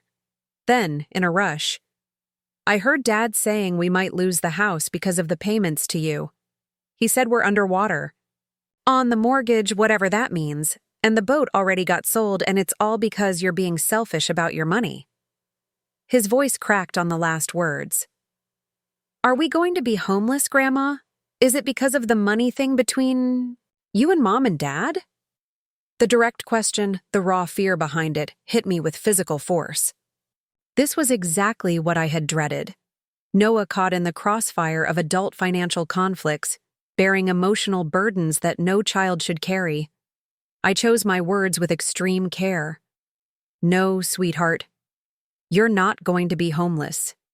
Your parents are dealing with some financial challenges right now, but they'll work through them. And it's not your job to worry about adult money problems." But Dad said, "Adults sometimes say things when they're stressed or upset that they shouldn't say, especially where children can hear them." I kept my voice gentle, not wanting to criticize his father outright despite my fury that Ethan would be so careless with his words around his son.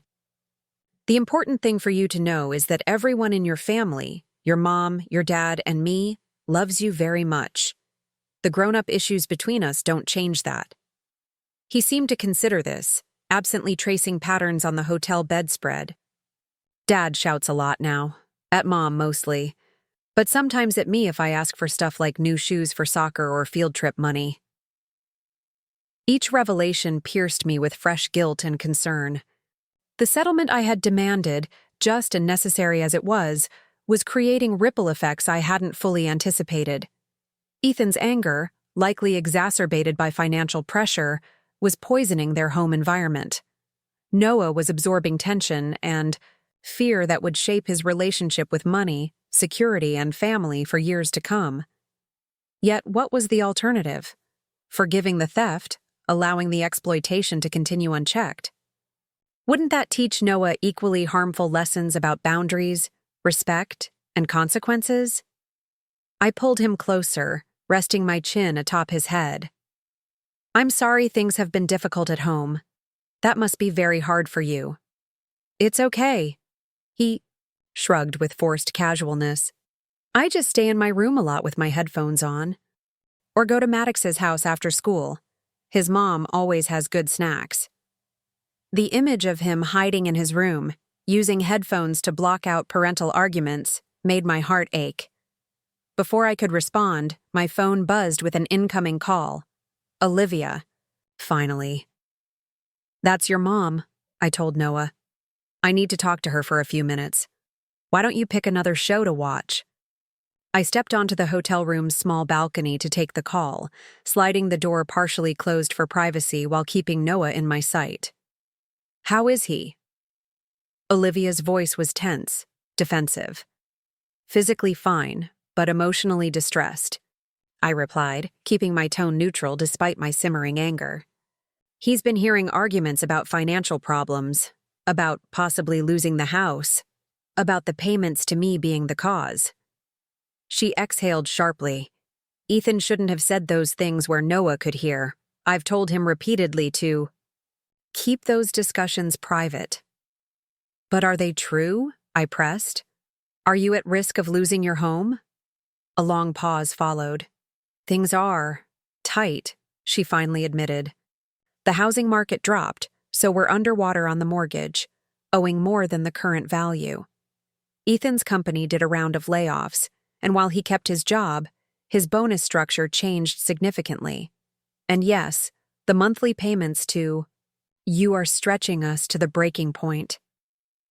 I leaned against the balcony railing, absorbing this information. It was the first glimpse I'd had into their financial reality since the settlement began. Why didn't you say something? The agreement allows for renegotiation in cases of significant financial hardship. Renegotiation requires full financial disclosure, she pointed out bitterly. Ethan refused to open our books to scrutiny again. His pride couldn't take it. His pride is more important than Noah's emotional well-being, than your housing, stability. Don't lecture me about priorities, Mom. Her voice sharpened. You're the one who insisted on the aggressive repayment schedule in the first place. I bit back a retort about who had created the necessity for repayment at all. Recriminations wouldn't help Noah. Where are you now? When will you be back? I'm just leaving LA. Traffic is horrible. Probably another 2 hours at least. She hesitated. Can Noah stay with you tonight? I know it's asking a lot, but it might be better than bringing him home to the current situation. The implication was clear. Ethan was in one of his rages, and home wasn't a safe or comfortable place for Noah right now. Of course he can stay with me, I said immediately. But Olivia, this can't continue. Noah is having anxiety attacks at school. He's hiding in his room with headphones to block out fighting. This environment is harming him. Don't you think I know that? Her voice cracked slightly. I'm doing the best I can. Trying to build a design business to supplement our income. Shielding Noah as much as possible. Mediating between Ethan's anger and everything else. For the first time since our estrangement began, I heard genuine distress in my daughter's voice. Not manipulation, not defensive anger, but real anguish. The realization softened something in me, a hard kernel of righteousness that had sustained my resolve through months of legal proceedings and emotional distance. We need to talk, I said, my tone gentler. Really talk, not through lawyers. About Noah, about the settlement, about finding a way forward that doesn't destroy everything in the process. She was quiet for so long I wondered if the call had dropped. Okay, she finally said, sounding exhausted. But not tonight. I need to deal with Ethan first, make sure he's calmer. Tomorrow then, breakfast at the hotel restaurant, 9 a.m. Noah can swim in the pool while we talk. I'll be there, she promised before ending the call. I stood on the balcony for several minutes afterward, watching the twilight deepen over the harbor, boats returning to their moorings as darkness fell. The situation was more complicated than I had allowed myself to acknowledge. My justified anger at the theft had perhaps blinded me to the complex human reality behind it. A family under financial pressure, a marriage strained by materialism and poor choices, a child caught in currents he couldn't possibly navigate. When I returned inside, Noah had fallen asleep, curled around a hotel pillow with the television still playing quietly. I gently removed his glasses, pulled the blanket over him, and sat in the armchair nearby, watching the gentle rise and fall of his chest. The anger I had been nurturing for months, righteous and justified as it was, began to shift, not diminishing, but transforming into something more nuanced. What mattered now wasn't punishment or restitution, but finding a path forward that would protect this sleeping child from further emotional harm. I sent a carefully worded email to Caroline, outlining what I had learned, and suggesting we explore modifications to the settlement agreement that would address the current financial reality without abandoning the principle of full repayment. Then I switched off my phone, kicked off my shoes, and settled into the armchair for what promised to be a long night of reflection and uneasy sleep. Morning arrived with soft coastal light filtering through the curtains. Noah was still deeply asleep, one arm flung dramatically across his face in a posture so reminiscent of Olivia as a child that it made my heart twist with a complicated mixture of love and grief. I ordered room service breakfast, enough for both of us, with extra pancakes for him, and sat by the window with a cup of coffee, mentally preparing for the conversation ahead. Noah woke as the food arrived, immediately perking up at the sight of chocolate chip pancakes and whipped cream. "Are we having a hotel party?" he asked, the previous day's distress momentarily forgotten in the childish delight of breakfast in bed.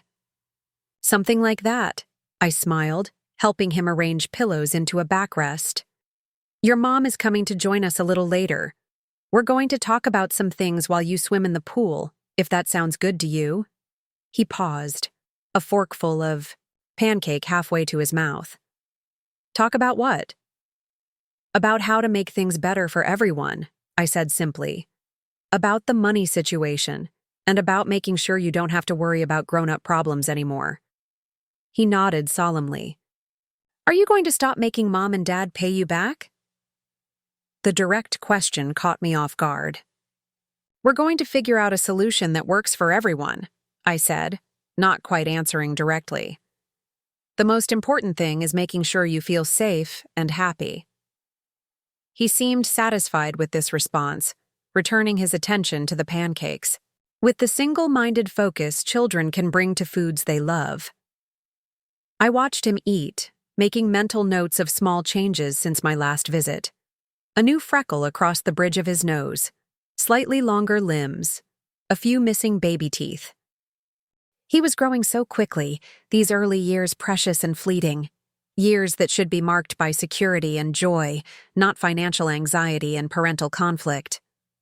Olivia arrived precisely at 9, looking exhausted but composed. She had made an effort with her appearance, hair neatly styled, casual but professional outfit, but couldn't hide the shadows under her eyes or the tension in her posture. She brightened visibly when Noah ran to hug her, lifting him despite his growing size and holding him tightly. "I missed you, Pumpkin," she murmured, pressing her face into his hair. "Did you have a good night with Grandma?" He nodded enthusiastically. "We had pancakes for breakfast, and Grandma said I can swim." "While you guys talk about money stuff," Olivia's eyes met mine over his head, a flash of silent communication passing between us. Acknowledgement of the directness of children, the impossibility of hiding difficult truths from observant young minds. "That sounds perfect," she told him. "I packed your swim trunks and a change of clothes. Why don't you go put them on and then we'll all head down to the pool?" Once Noah was settled with a hotel lifeguard supervising the children's pool area, Olivia and I took a table at the outdoor cafe overlooking the water. A server brought coffee, then retreated, leaving us in an uncomfortable silence that stretched between us like a physical presence. "How bad is it, really?" I finally asked. "The financial situation." She stared into her coffee cup as if it might contain answers. "Bad enough. We're 4 months behind on the mortgage. Ethan's car was repossessed last week. He's been using ride services to get to work, which is another expense we can't afford. Credit cards are maxed out." She paused, then added quietly, "I've been selling my jewelry piece by piece, just to cover groceries and Noah's school expenses." I absorbed this information, trying to reconcile it with the lavish lifestyle they had been maintaining just months ago. What happened to all the investments? The timeshare in Cabo? The stock options? The market crashed. The timeshare got sold at a loss. Ethan's stock options became nearly worthless when the company restructured. She finally looked up at me, her expression a mixture of defiance and defeat. "I know what you're thinking, that we brought this on ourselves with poor decisions and excessive spending. You're not wrong. But knowing that doesn't make the current reality any easier to navigate. And Ethan's response to all this has been..."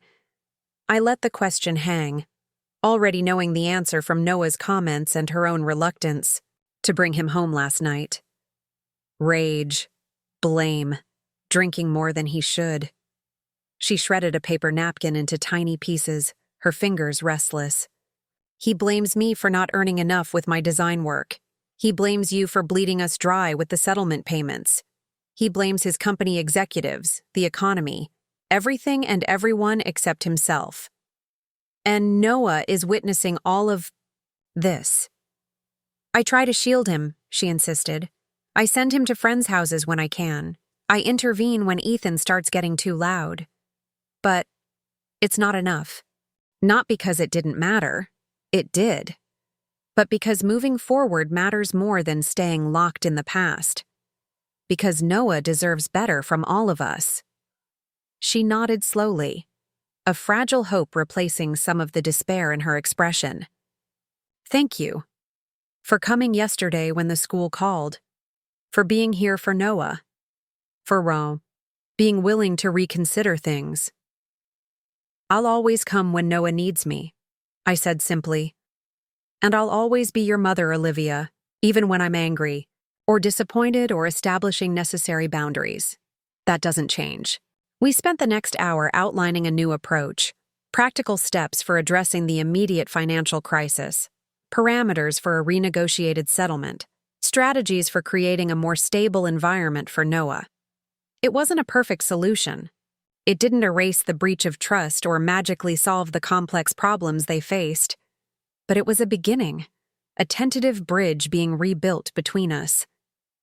As we talked, I found myself watching Noah through the glass partition of the pool area, his uninhibited joy as he played, the natural resilience of childhood evident in his recovery from yesterday's distress.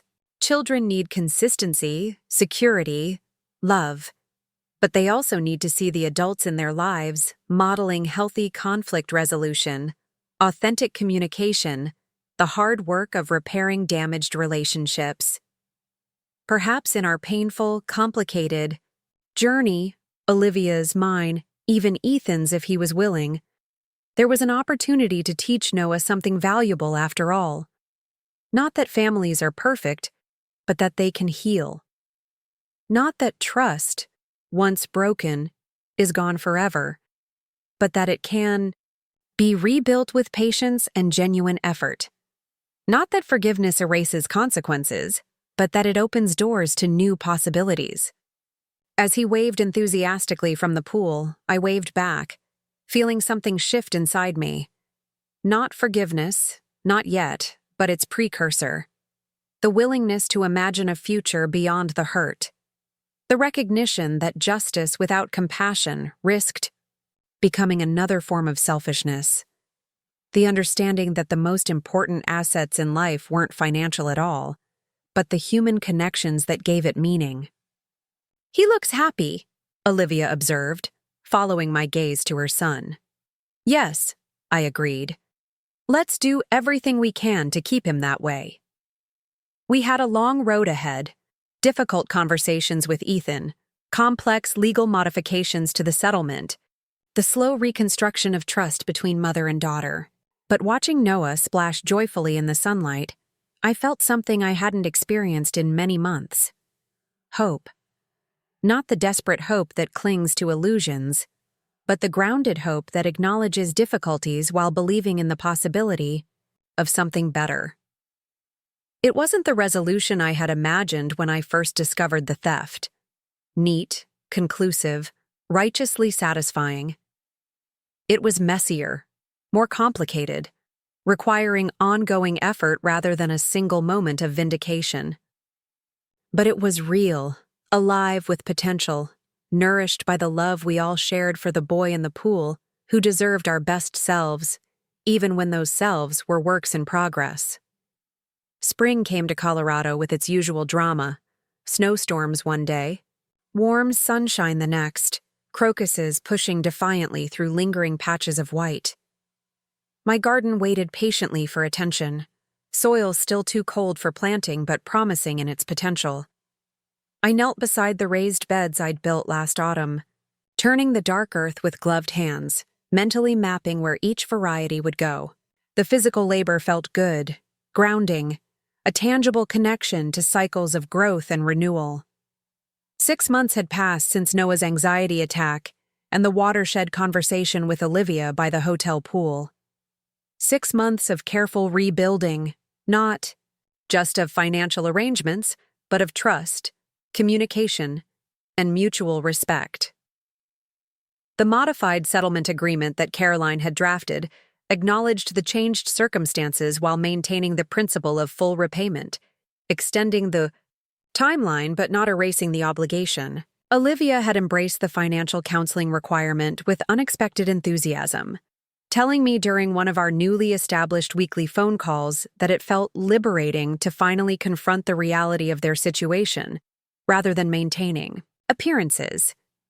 She had taken a full-time position teaching art at a private school, providing stable income and benefits while she built her design business on the side. Ethan's journey had been more turbulent. His initial resistance to the financial disclosures and counseling had nearly derailed the entire arrangement. Only when faced with Olivia's ultimatum, get help or she and Noah would move out, did he reluctantly agree to participate. The counseling revealed deeper issues beneath his financial recklessness: childhood insecurities about status, unprocessed grief over his father's bankruptcy years earlier, the intoxicating but hollow validation of appearing successful. He attended anger management sessions now, and while progress was uneven, Noah reported fewer shouting episodes at home. They had downsized to a modest apartment closer to Noah's school, sold most of their luxury possessions, and begun the long process of rebuilding their credit. The timeshare was gone, as were the country club memberships and expensive cars. In their place was something less photogenic but more valuable: solvency, transparency, and a growing sense of authentic contentment. As for my relationship with them, it remained a work in progress. Trust, once shattered, couldn't be restored overnight. But small steps accumulated: regular video calls where we discussed Noah's activities, but also shared genuinely about our own lives. Olivia asking for my advice about classroom management strategies, respecting my expertise as a former educator. Ethan sending a handwritten note with one of the settlement payments, acknowledging the harm done and expressing gratitude for the second chance. I was careful not to romanticize the progress or expect too much too soon. Caroline had cautioned me against lowering my guard completely, and I maintained clear boundaries, financial and emotional, even as bridges were being rebuilt. The settlement payments continued, smaller but consistent, each one representing both restitution for past wrongs and investment in future honesty. Noah visited me in Colorado during his spring break, his first time seeing my home since the estrangement began. I watched him explore my garden with curiosity, help me prepare simple meals in my kitchen, set up the tent in the backyard where he insisted on sleeping despite the chilly nights. His resilience amazed me: how children can adapt, heal, find joy even after difficult experiences. The anxiety attacks had diminished with therapy and a more stable home environment, though he still occasionally asked for reassurance that the family's financial situation was secure. "I like your house, Grandma," he told me on his last evening, as we sat on the porch swing watching the sunset paint the distant mountains. "It's cozy, not fancy like our old house, but better somehow." "Better how?" I asked, curious about his perception. He considered the question with endearing seriousness. "It feels real, like it matches you." He struggled to articulate the concept. "Our old house was like wearing someone else's clothes. They might look nice, but they don't fit right. Out of the mouths of babes, indeed." His simple observation captured something profound about authenticity, about aligning external circumstances with internal values, a lesson his parents were learning through painful experience. "That's very insightful, Noah," I told him. "Homes should feel like they fit the people who live in them." He nodded, pleased with my approval. "Mom says our new apartment is temporary, but I like it better too. Dad doesn't have to work so late, and we eat dinner together almost every night now." These glimpses into their reconstructed daily life reassured me that the crisis, painful as it had been, had catalyzed necessary changes. Not just financial restructuring, but a fundamental reassessment of priorities and values. The theft had been inexcusable, the breach of trust devastating, but the transformation that followed might ultimately lead to healthier lives for all of them, especially Noah. After he returned to San Diego, I found myself reflecting on the complex journey of the past 18 months. The discovery, the confrontation, the legal proceedings, the tentative reconciliation. None of it had followed the script I might have imagined when I first saw those unauthorized withdrawals from my accounts. Reality rarely conforms to our mental narratives, especially where family is concerned. I had been entitled to my anger. The theft was real, substantial, a violation of trust that required accountability. But I had come to understand that justice without compassion risked becoming its own form of self-righteousness. That establishing boundaries was necessary, but building bridges was equally important. That forgiveness didn't mean forgetting or enabling, but rather creating space for genuine change. On a cool April morning, I received an unexpected package from San Diego. Inside was a clay sculpture, clearly made by Noah's improving artistic skills, a figure of a woman kneeling in a garden, surrounded by tiny flowers and vegetables formed with painstaking detail. A small card accompanied it, written in Olivia's familiar handwriting. "Mom, Noah made this in art class and insisted we send it immediately. He said it shows you in your happy place." I was struck by how carefully he observed and remembered the details of your garden during his visit. It made me realize how much I've missed really seeing you these past years. Not as a resource or support system, but as a person with your own joys, interests, and needs. I'm sorry for how long it took me to understand that. We're still finding our way, but I wanted you to know that I'm grateful for this second chance. For your boundaries that forced us to confront reality. For your ongoing love despite everything. Noah asked me recently what wisdom is. I told him it's learning from mistakes and making better choices going forward. He said, "Like grandma with the money thing? Out of the mouths of babes, right? With love and continuing gratitude, Olivia." I placed the sculpture on my windowsill, where morning light would catch its simple, earnest beauty. The note I tucked into my journal, a tangible reminder of the complicated path we were navigating. Not returning to what was, but creating something new, something wiser, something with space for both accountability and grace.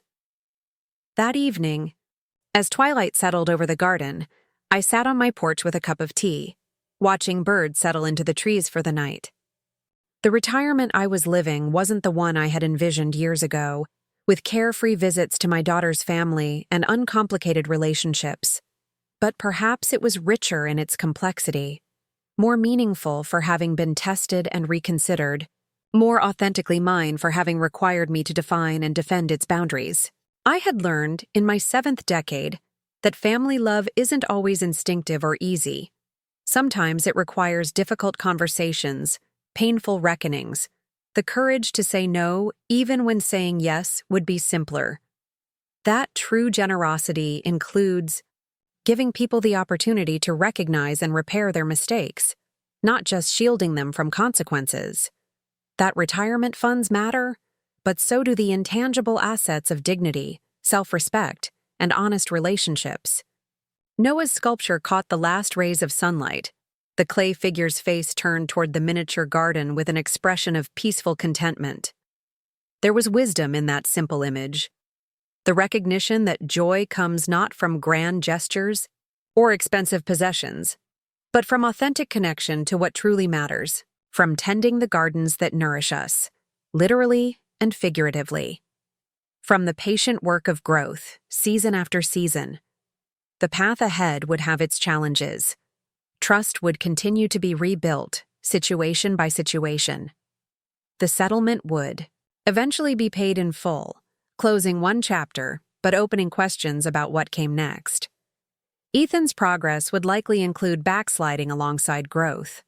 Noah would face his own challenges as he navigated adolescence and eventual adulthood, shaped but not defined by the family dynamics he had witnessed.